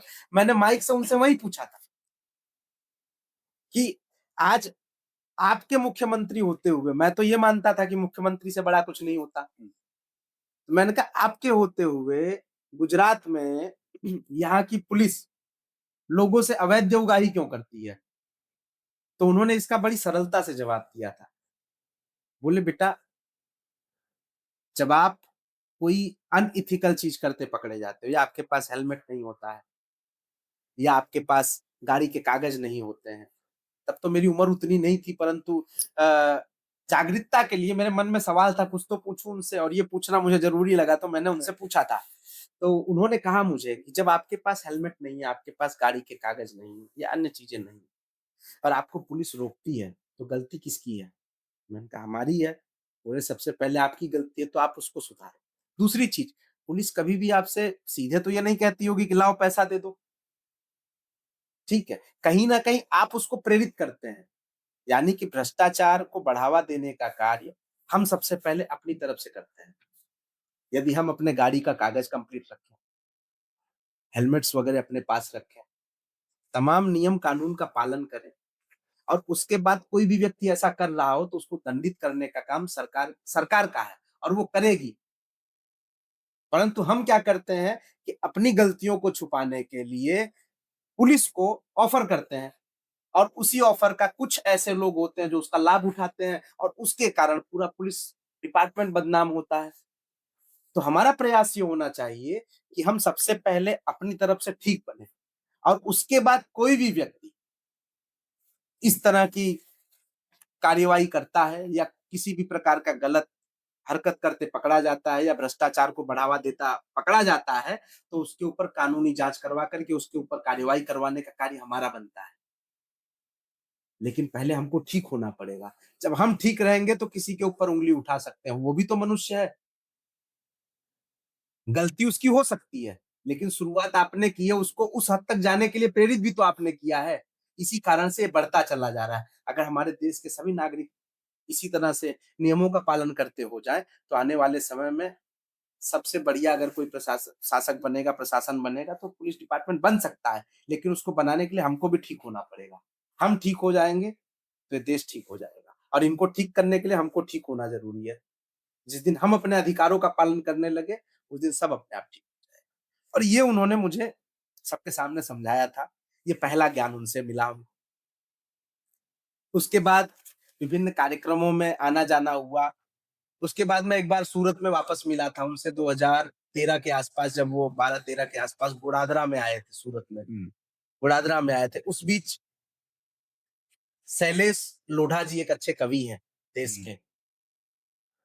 तो उनके माध्यम से मंच पर मुझे मिलने का मौका मिला था गोडादरा में माननीय मोदी जी से और इसी के साथ-साथ फिर दिल्ली में भी 1-2 बार भेंट हुई, उनका मार्गदर्शन मिला और आज तक मिलता रहा है। पर ये है कि जीवन में हमने जो कुछ सीखा है, कहीं न कहीं हमारे केंद्र में माननीय नरेंद्र मोदी जी रहे हैं। उन्होंने हमें सिखाया कि जीवन में अगर कुछ प्राप्त करना है, तो उसे प्राप्त करने के लिए आपको संघर्ष करना एक चाय बेचने वाले से लेकर के देश के एक फाइनेंस कैपिटल राज्य के मुख्यमंत्री तक पहुँचना और उसके बाद प्रधानमंत्री के पद पर कंटिन्यू तीसरी टर्म इनकी आने वाली हो गई है ना, तीसरी हुँ। टर्म चल रही है। तीसरी टर्म तक निर्विवाद प्रधानमंत्री के रूप में स्वयं को स्थापित करना। देश का शायद पहला कोई प्रधानमंत्री होगा कि जो अपनी तीसरी टर्म पूरी कर रहा है और उनके ऊपर कोई विवाद नहीं। ये देश के लिए गौरव की बात है। एक सामान्य परिवार से जन्म लेकर के यहाँ तक पहुँचना, ये इस दुनिया में बहुत कम विरले होते हैं कि जो इस स्तर तक पहुँच पाते हैं और वहाँ पर पहुँचने के बाद भी अपनी गरिमा को, अपने छवि को एकदम साफ-सुथरी रख पाते हैं, उनमें से एक हैं। मैं कहना चाहूँगा कि देश के लिए एक स्वामी विवेकानंद वो थे, जिन्होंने विश्व पटल पर भारत के गौरव को आगे बढ़ाया था। उसी तरह से इस समय के, इस जनरेशन के अगर कोई स्वामी विवेकानंद हैं, तो हमारे नरेंद्र मोदी जी। उन्होंने देश को दुनिया में एक मजबूत स्तर पर स्थापित किया है। इसलिए मैं उन्हें बहुत मानता हूँ, पढ़ता हूँ और जितना हो सके जानने का प्रयास करता हूँ। प्रयासरत रहता हूँ क्योंकि बहुत कुछ सीखा है उनसे और इस उम्र में भी उनके कार्यों को देख कर के, उनके उत्साह को देख कर के, उनके समर्पण को देख के, उनकी राष्ट्रभक्ति को देख कर के बड़ा गर्व महसूस होता है, प्राउड फील होता है कि मैं उनसे जुड़ा हुआ हूँ। ये मेरे लिए गर्व की बात जैसे कि आपने बताया कि काफ़ी सारे मौकों पर है। हुँ, आपकी उनसे मुलाकात हुई है। हुँ, तो ये मैं हल्का-सा एक कंट्रोवर्शियल सवाल आपसे पूछना चाहूँगा। जी। आपके लिए आपको एक चूज़ करना है, ठीक है इसमें शिवम जी। हुँ। सीएम मोदी जी या पीएम मोदी जी? बताइए। मेरे लिए पीएम मोदी ज़्यादा बेहतर है क्योंकि सीएम होने के नाते उन्होंने अपने प्रदेश को मजबूत बनाने का कार्य किया। परंतु जब से पीएम बने हैं तब से देश की चिंता उनके ऊपर है और देश के हर वर्ग के लिए, समाज के लिए और देश की प्रत्येक समस्याओं से जुड़ करके उसके निदान के लिए वो कार्य कर रहे हैं। इसलिए मैं उन्हें देश के पीएम के रूप में ज़्यादा बेहतर देखता हूँ, क्योंकि उन्होंने देश के लिए जब से सोचना चालू किया तब से और मजबूत हो गए हम। जैसा आपने कहा एक वट वृक्ष की तरह वो वट पल वृक्ष बनना है हमको, शाखाएँ नहीं, वट वृक्ष बनना है। शाखाएँ जुड़ी होंगी वट वृक्ष से। पर जो मेन बिल्कुल। आजकल अगर मैं करंट अफेयर्स की बात करूँ और अगर हम मोदी जी की बात करें, तो एक उनका वीडियो काफ़ी ज़्यादा आजकल वायरल हो रहा है, हुँ, जिसमें वो कहते हैं कि मैं इन दिनों कुछ एनिमल लवर्स से मिला। हुँ, और जिस तरीके का आजकल हमारा कॉन्स्टिट्यूशन का जो रूल बुक चल रहा है, हुँ, बीच में दिल्ली में स्ट्रे डॉग्स के ऊपर भी बहुत सारा हुँ, प्रॉब्लम हुआ था, प्रोटेस्ट हुए थे। पर मोदी जी ने एक बात बोली कि मैं कुछ एनिमल लवर्स से मिला, हुँ, बस एक विशेषता थी कि वो लोग गाय को एनिमल नहीं मानते। हुँ, तो ये बात मुझे कहीं न कहीं सच्चाई लगती है कि कुत्ते-बिल्ली को तो हर कोई एक नाम देके प्यार ज़रूर करता है, हुँ। पर जो हमारी संस्था, हमारी सभ्यता ने हमें बचपन से सिखाया है, क्या आपको लगता है कि नया भारत वो चीज़ कहीं न कहीं भूल रहा है? देखिए, मैं आपको बताना चाहूँगा कि देश एनिमल लवर बने, बिल्कुल बने। वो कुत्ते, बिल्ली, शेर पाले, कुछ भी पाले वो, पाल सकता है, क्योंकि वो भी एक प्रकृति के अंग हैं और सरकार के नीति नियमों के अनुसार जो भी पालने के लिए चिन्हित किया गया है, उन्हें पालिए, बिल्कुल पालिए, वो आपका प्रेम हो सकता है। परंतु हम गाय को कभी एनिमल माने ही नहीं, हुँ, हमने कभी नहीं माना। हमने गाय को हमेशा पूजनीय माना। इसीलिए तो हम गाय को माता कहते हैं, कभी शेर को माता कहते सुना आपने? कभी कुत्ते को माता किसी ने कहा हो? कभी बिल्ली को माता कहा हो? नहीं, माँ, माँ होती है। हमने माँ के लिए कभी भी किसी भी प्रकार की स्थिति से समझौता नहीं किया। माँ, माँ होती है। छत्रपति शिवाजी ने गाय काटने वाले को ही काट दिया था। ठीक, इतिहास गवाह है। जब-जब गौ माता के प्राण को संकट में आते देखा है किसी भी सनातन धर्मी ने, तो उसने अपने प्राण के बलिदान की चिंता नहीं की है, बलिदान दिया है। भगवान कृष्ण का पूरा जीवन गौ माता के प्रति ही समर्पित रहा। उन्होंने तो ये तक कहा कि गावो मम कृतो नित्यः गावः पृष्ठत एव च गावश्च सर्वगात्रेषु गवां मध्ये वसाम्यहम्। मेरे आगे भी गाय हो, मेरे पीछे भी गाय हो। मैं सदा गायों के बीच में रहूं और गाय सदा मेरे बीच में रहे। क्यों? क्योंकि गाय का जो दूध है, वो अमृत के समान है। एक माँ का दूध और एक गाय का दूध अमृत के समान है। इसलिए हमारे पूर्वजों ने हमेशा गौ माता पर विशेष महत्व दिया। ये चीज़ है हिस्ट्री की जो बिल्कुल, कभी नहीं गाय को भूल मत सकते। मानो, गाय को जानवर मानने की कोई आवश्यकता नहीं और गाय को जो जानवर मानता है, वो हमारे लिए अपराधी है, वो राक्षस है हमारे लिए। गाय को जानवर मत मानो, उसे माता ही मानो और माता की तरह माता को सम्मान मिलेगा, तो माता और आशीर्वाद देगी। वो हम सबको मजबूत करेगी और आज आप देखिए गाय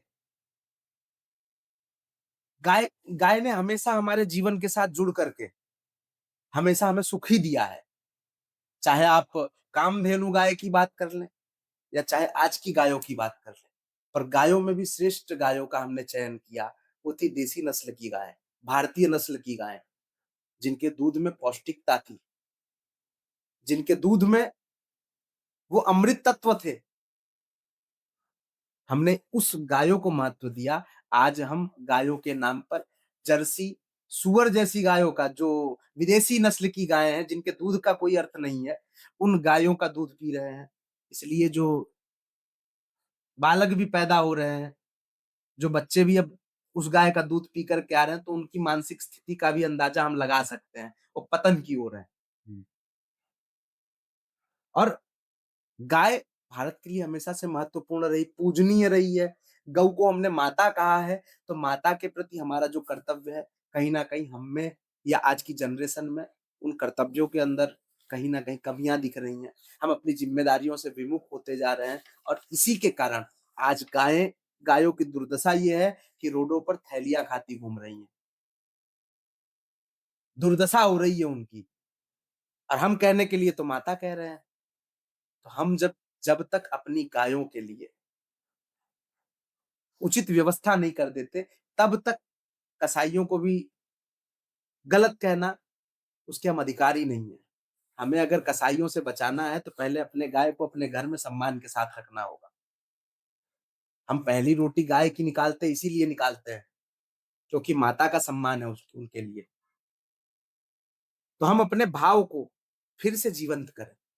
हमारे पूर्वजों के लिखे गए, कहे गए बातों का अनुसरण करें। गाय को जानवर ना मान करके गाय को माता मानें। और जिस दिन माता मानना प्रारंभ करेंगे, उस दिन से हमारी मर्यादाएँ अपने आप उनके प्रति आगे बढ़ती रहेंगी। हमारी ज़िम्मेदारियाँ उनके लिए आगे बढ़ेंगी। वो हमारी गौ माता का रक्षण करेंगी। आप देने को रोटी तो दे नहीं रहे हो और कोई कसाई काट रहा है तो आप बोल रहे हो क्या आप अधिकारी हो उसको बोलने के? नहीं अधिकारी हो। पहले आप अपनी गाय को, अपनी गौ माता को उचित सम्मान के साथ रखो, उनकी स्थापना करो। एक समय था गाँव-गाँव में गौशालाएँ होती थी। जिनके घर जितनी गाय, उतना वो सम्मानित व्यक्ति होता था। कहते थे भारत में दूध और दही की नदियाँ बहती हैं और आज शुद्ध दूध हमको नहीं मिल पा रहा है। तो ये कहीं न कहीं इस देश की विडंबना है। ये गौ माता का अभिशाप है। उस अभिशाप से हमको मुक्त होने के लिए पुनः हमको प्रत्येक गाँव-गाँव में गौचर भूमियों को मुक्त करा करके वहाँ पर गौ माता को स्थान देना पड़ेगा। सम्मान के साथ रखना पड़ेगा। सम्मान के साथ उनका पालन-पोषण करना पड़ेगा। तब इस देश की आर्थिक स्थिति और मजबूत होगी, हम और समृद्धशाली होंगे, संस्कारवान होंगे, चरित्रवान होंगे और ये सब गौ माता की कृपा से ही संभव हो पाएगा। जैसे आपने कहा कि हमारे धर्म में और भारतवर्ष में, भारत देश में गाय को एक एनिमल की तरह नहीं पर माता की तरह ही मानना बिल्कुल। चाहिए और माना जाता आ रहा है। हमारे पूर्वज मूर्ख थोड़ी थे, उन्होंने तो गंगा को माता कहा, नदियों को माता कहा उन्होंने और गाय को माता कहा। क्यों कहा? उसके पीछे के कारण देखिए, उनके बलिदानों को देखिए। माँ गंगा दुनिया के पाप को धोती है, उसके बाद भी निर्मल रहती है। सबके पापों को समेट करके उन्हें पापों से मुक्त करती है, इसलिए उनको माता कहा गया। गौ माता अपने बछड़ों के साथ में, अपने बच्चों के साथ में जो लोग उनको पाल रहे हैं, उनके लिए अमृत तुल्य दूध देती है, इसलिए उनको माता कहा। हमेशा से पूजनीय रही है गौ माता, गंगा माता और इसीलिए हम भारत को भी माता ही कहते हैं क्योंकि इस भारत भूमि पर हमने जन्म लिया है। जिसने हमको जन्म दिया है उसको हम माता कहते हैं। इसलिए गौ माता, गंगा माता, भारत माता की जय कहते हैं हम। तीनों जुड़े हुए हैं एक साथ। As we all say that terrorist has no religion, it only has a country. तो सर आप बताएंगे उस कंट्री का नाम क्या है? ना पाकिस्तान। ना पाकिस्तान। यस। पर ये तो वो नाम नहीं है जो हमने सुना था। मैं तो उसे ना पाकिस्तान कहता हूँ क्योंकि उसके अंदर ना पवित्रता है, ना उसके अंदर कोई ईमान है, ना कोई उनका धर्म है। मतलब मैं दोगलों में गिनता हूँ उनको, जिनका कोई ना क्लास है, ना कोई वजूद है। इसलिए मैं उसको ना पाकिस्तान कहता हूँ। हाँ, वही मैं सोच रहा था, आपने ना पाकिस्तान कहा, जी, जो पाक नहीं है। ना नापाक है। खैर बात तो सही है। आप कुछ बता रहे थे कि उस देश का जो नक्शा है, हाँ जी, मैं देख रहा था अभी, उस देश के नक्शे को तो मुझे कुत्ते जैसा दिखा वो। तो एक कुत्ते को बैठे हुए कुत्ते को और पाकिस्तान के नक्शे को, ना पाकिस्तान के नक्शे को जब मैंने मैच किया, तो दोनों का सेम फिगर आ रहा था और उनकी हरकतें भी वैसी ही हैं।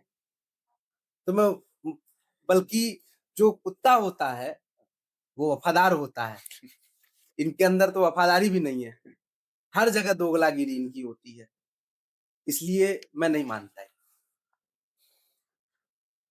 अगर हम इस देश की बात करते हैं, जी। वैसे बोला जाता है कि पड़ोसी के साथ तो प्यार होना चाहिए, रिश्ते होने चाहिए, हुँ, मानते तो हम ये चीज़ पहले से भी थे।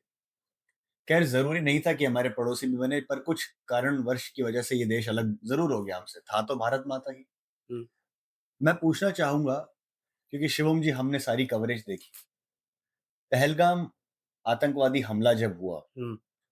वो डरपोक तरीके से हमारी सीमा में घुसकर घुसपैठियों की तरह उन लोगों पर गोलियां चलाई और उन्हें जान से मार दिया जो बेचारे वहां पर कश्मीर शायद घूमने आए थे या अपनी जिंदगी में एक सामान्य तरीके से जी रहे थे अपने घर वालों के साथ। तो पहलगाम आतंकी हमले पर आप पाकिस्तान को साफ क्या कहना चाहिए? पाकिस्तान को कहना क्या है, जो करना था हमने कर दिया।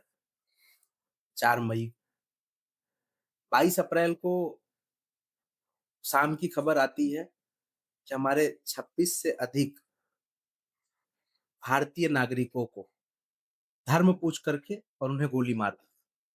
ये भारत के इतिहास में पहली ऐसी घटना है कि जहाँ पर इन नापाक आतंकवादियों ने, इस्लामिक आतंकवादियों ने जम्मू कश्मीर के पहलगाम में, वाइसराय घाटी के अंदर पहलगाम में धर्म पूछ करके 26 हिंदुओं को गोली मारी, उनका कत्लेआम किया। और ये घटना जैसे ही हमें दिखाई देती है, सुनाई देती है, शाम का कैंडल मार्च का आयोजन था हमारे साथियों का। वहाँ हम जाते हैं, मीडिया बंधु हमसे पूछते हैं कि आप इसका उद्देश्य क्या है कैंडल मार्च का? हमने कहा हम अपनी कायराना स्थिति दिखाने आए हैं, हम अपनी नपुंसकता दिखाने आए हैं, हाथ में मोमबत्तियाँ लेकर के। भारत का ये कल्चर कभी नहीं रहा कि हमारे यहाँ धर्म पूछ करके किसी को गोली मार दी जाए तो उसका गला काट दिया जाता था। उस देश के अंदर हिंदू होने के नाते हमारे भाइयों को गोली खानी पड़ रही है, ये इस देश का दुर्भाग्य है। हमने उस दिन देश के लोगों से, नागरिकों से आह्वान किया था कि सरकार जवाब देती है, बिल्कुल दे, परंतु एक नागरिक होने के नाते हमारा भी कुछ दायित्व तो बनता है।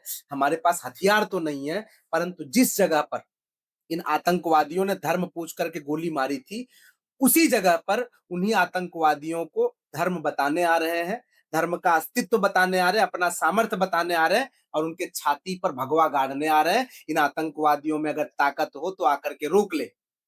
22 अप्रैल की बात है, 30 अप्रैल को हम लोग सूरत से निकलते हैं और 4 मई को पूरे कश्मीर का सबसे हॉट पॉइंट कहा जाता है लाल चौक, जहां पर तिरंगा फहराने पर भी लोगों को डर लगता है। वहां जाकर के भारत के इतिहास में पहली बार 3.5 घंटे का शांति हवन करके पूरे लाल चौक को गंगा जल से पवित्र करके, नारियल फोड़ करके और वहां पर भगवा लहराते हैं।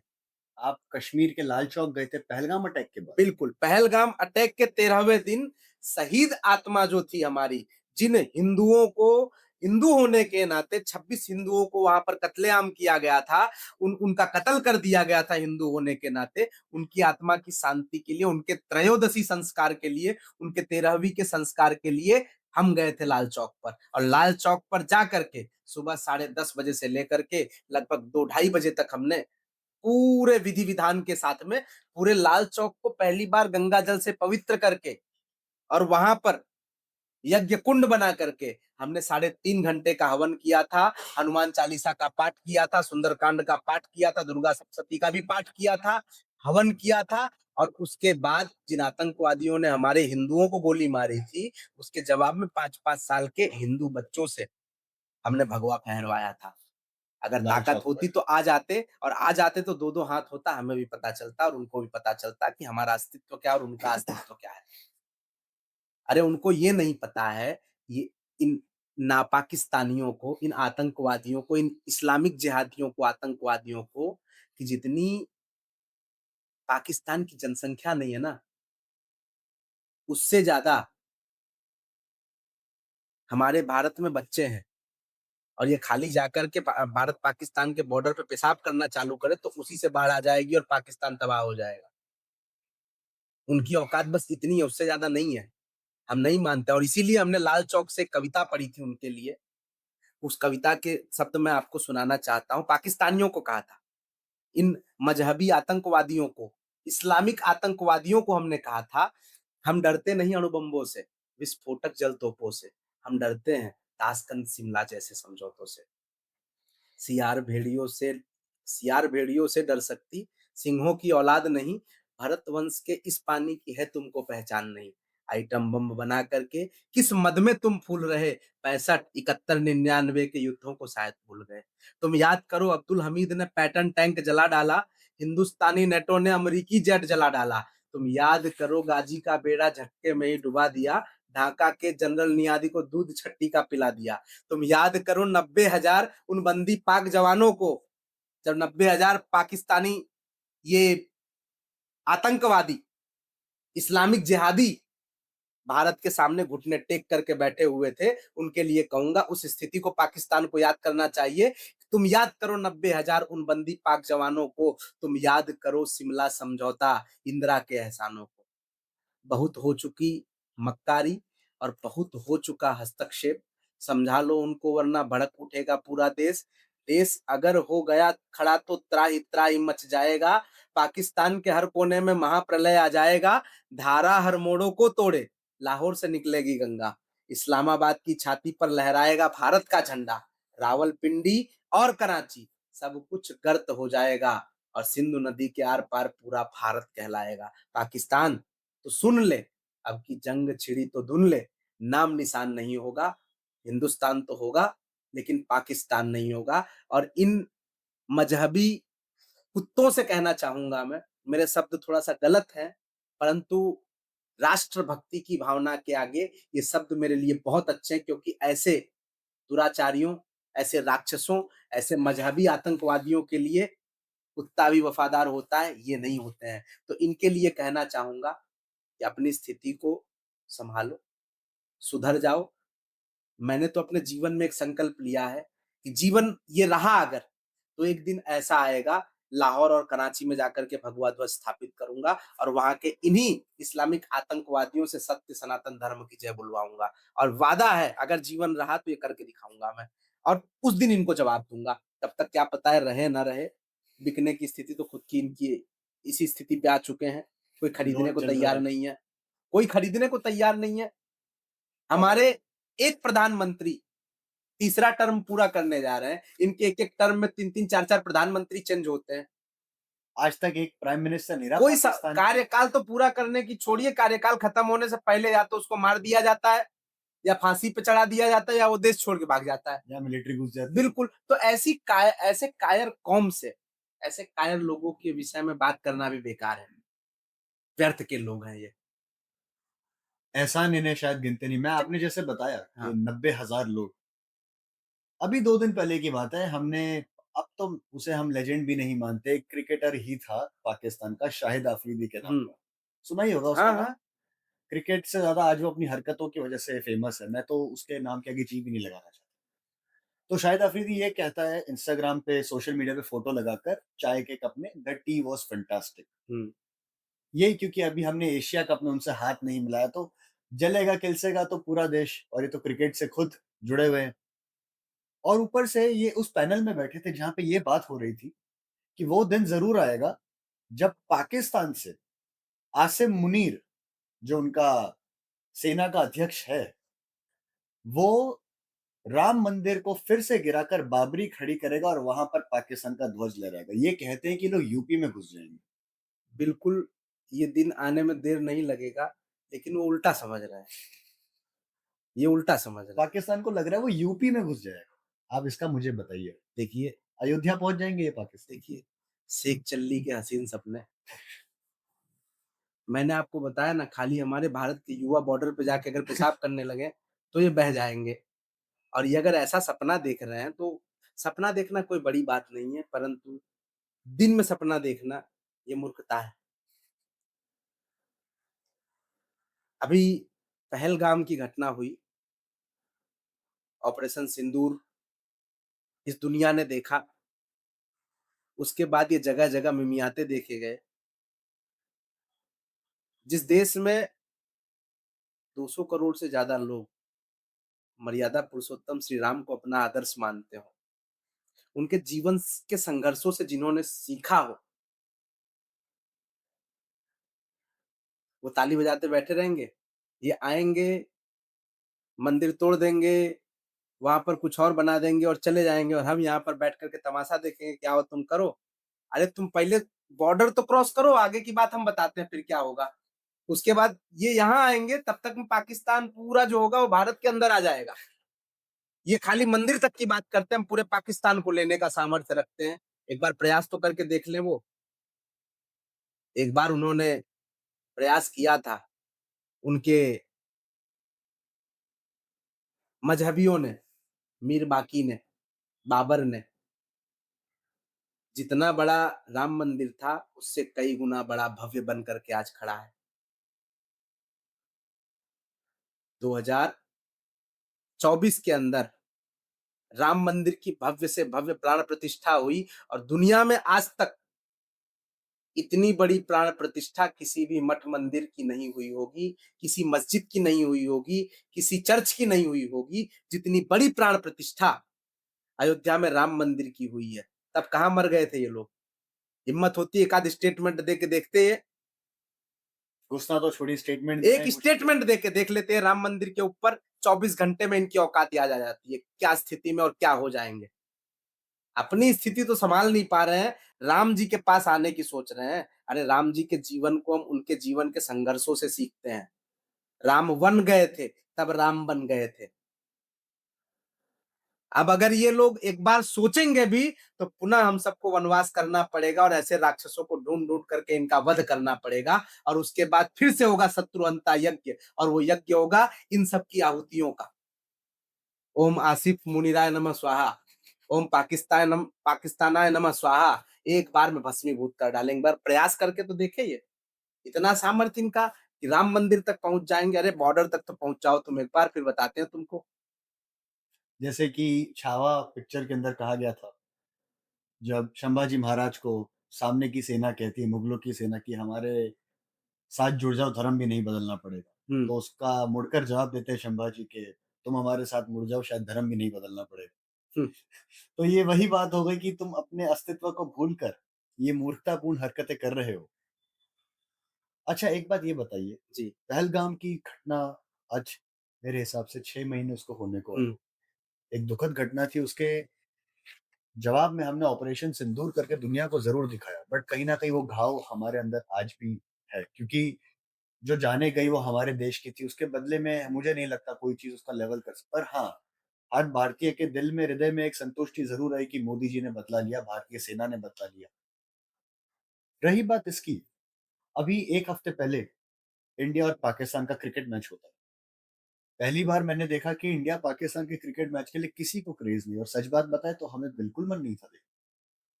मैच शुरू होने से पहले काफ़ी सारे नेताओं के, काफ़ी सारे बड़े लोगों के जिनके इंडस्ट्रीज़ में नाम है, उनके भी बयान आते हैं कि प्लीज़ बॉयकॉट दिस मैच, और इंडिया के प्लेयर्स को वो लोग पसंद नहीं कर रहे इस बात को।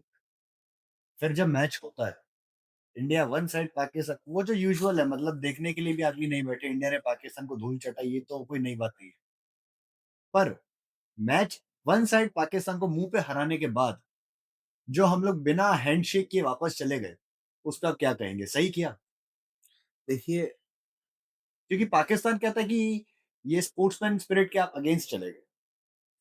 मैं आपको बताना चाहूँगा मैं ऑपरेशन सिंदूर के जवाब देने से पहले कश्मीर के लाल चौक पर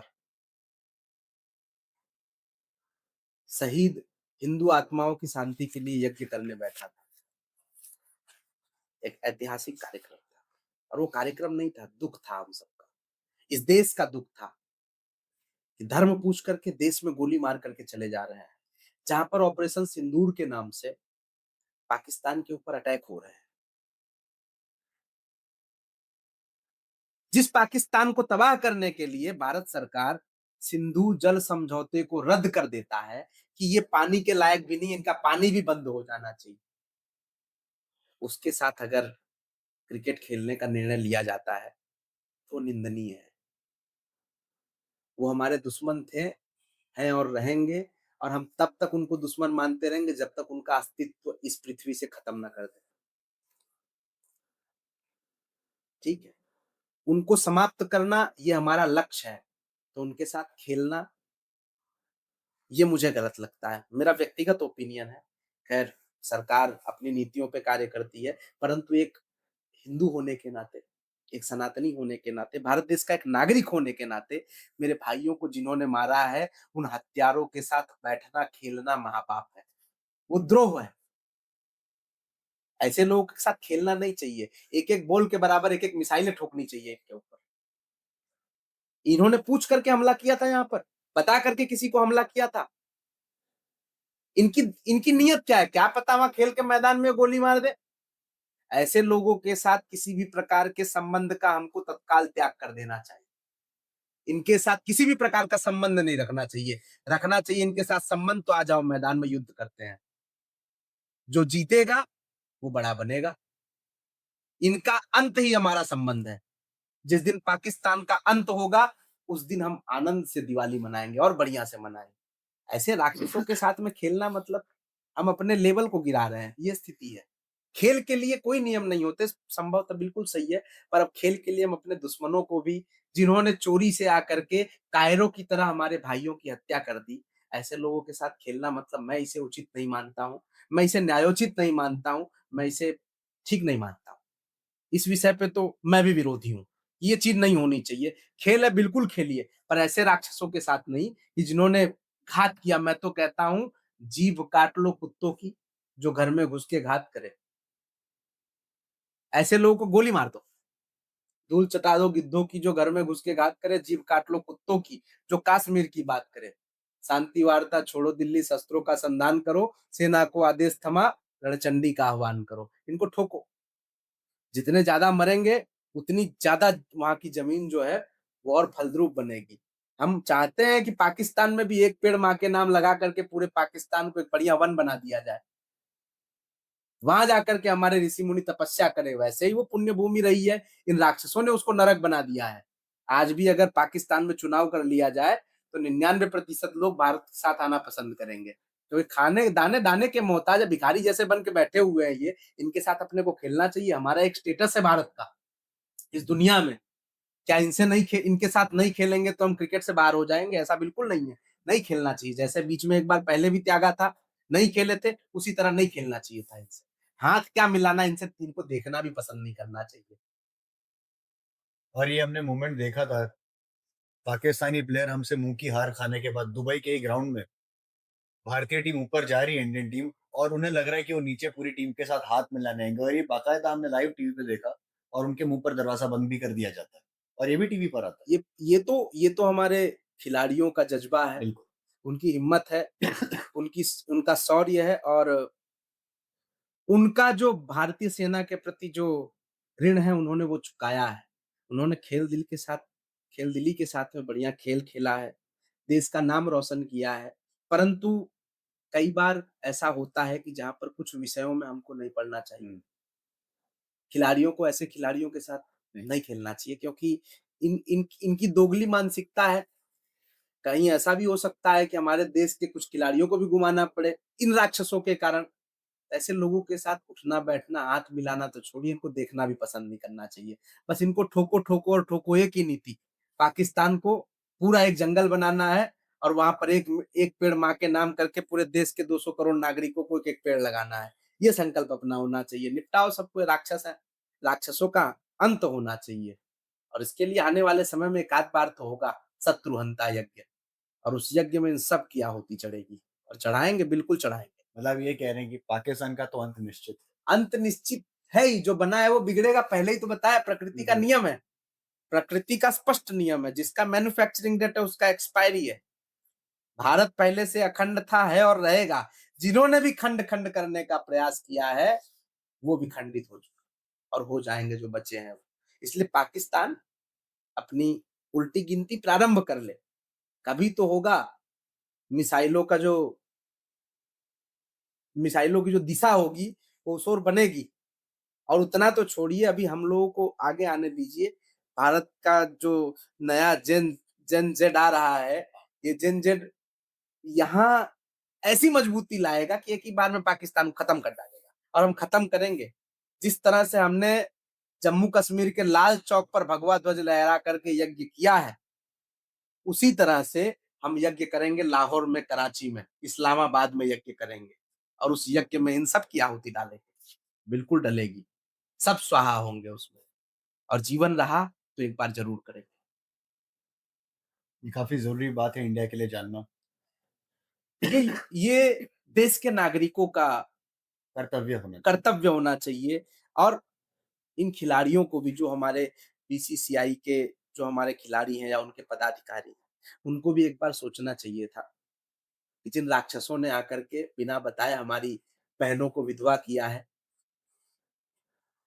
हमारे भाइयों की हत्या की है, किसी के पिता को, किसी के पुत्र को धर्म पूछ करके गोली मारा है, क्या उस गोली के बदले हमको इनके साथ क्रिकेट खेलना चाहिए था? इतना ज़रूरी ये क्रिकेट था? अभी इन बहनों की माँग का सिंदूर अभी-अभी उजड़ा है और उसी पर हम ऑपरेशन सिंदूर कर रहे हैं और उस ऑपरेशन सिंदूर के बाद अभी 6 महीने भी नहीं हुए हैं, तब तक हम उनके साथ खेलना चालू कर दिए। क्या ज़रूरत थी इतनी खेलने की? 1-2 मैच नहीं खेलेंगे तो हम खत्म नहीं हो जाएँगे। पर ऐसे आतंकवादियों के साथ में, ऐसे द्रोहियों के साथ में बैठना भी पाप है। खेलना तो बहुत दूर की बात है। ये जैसे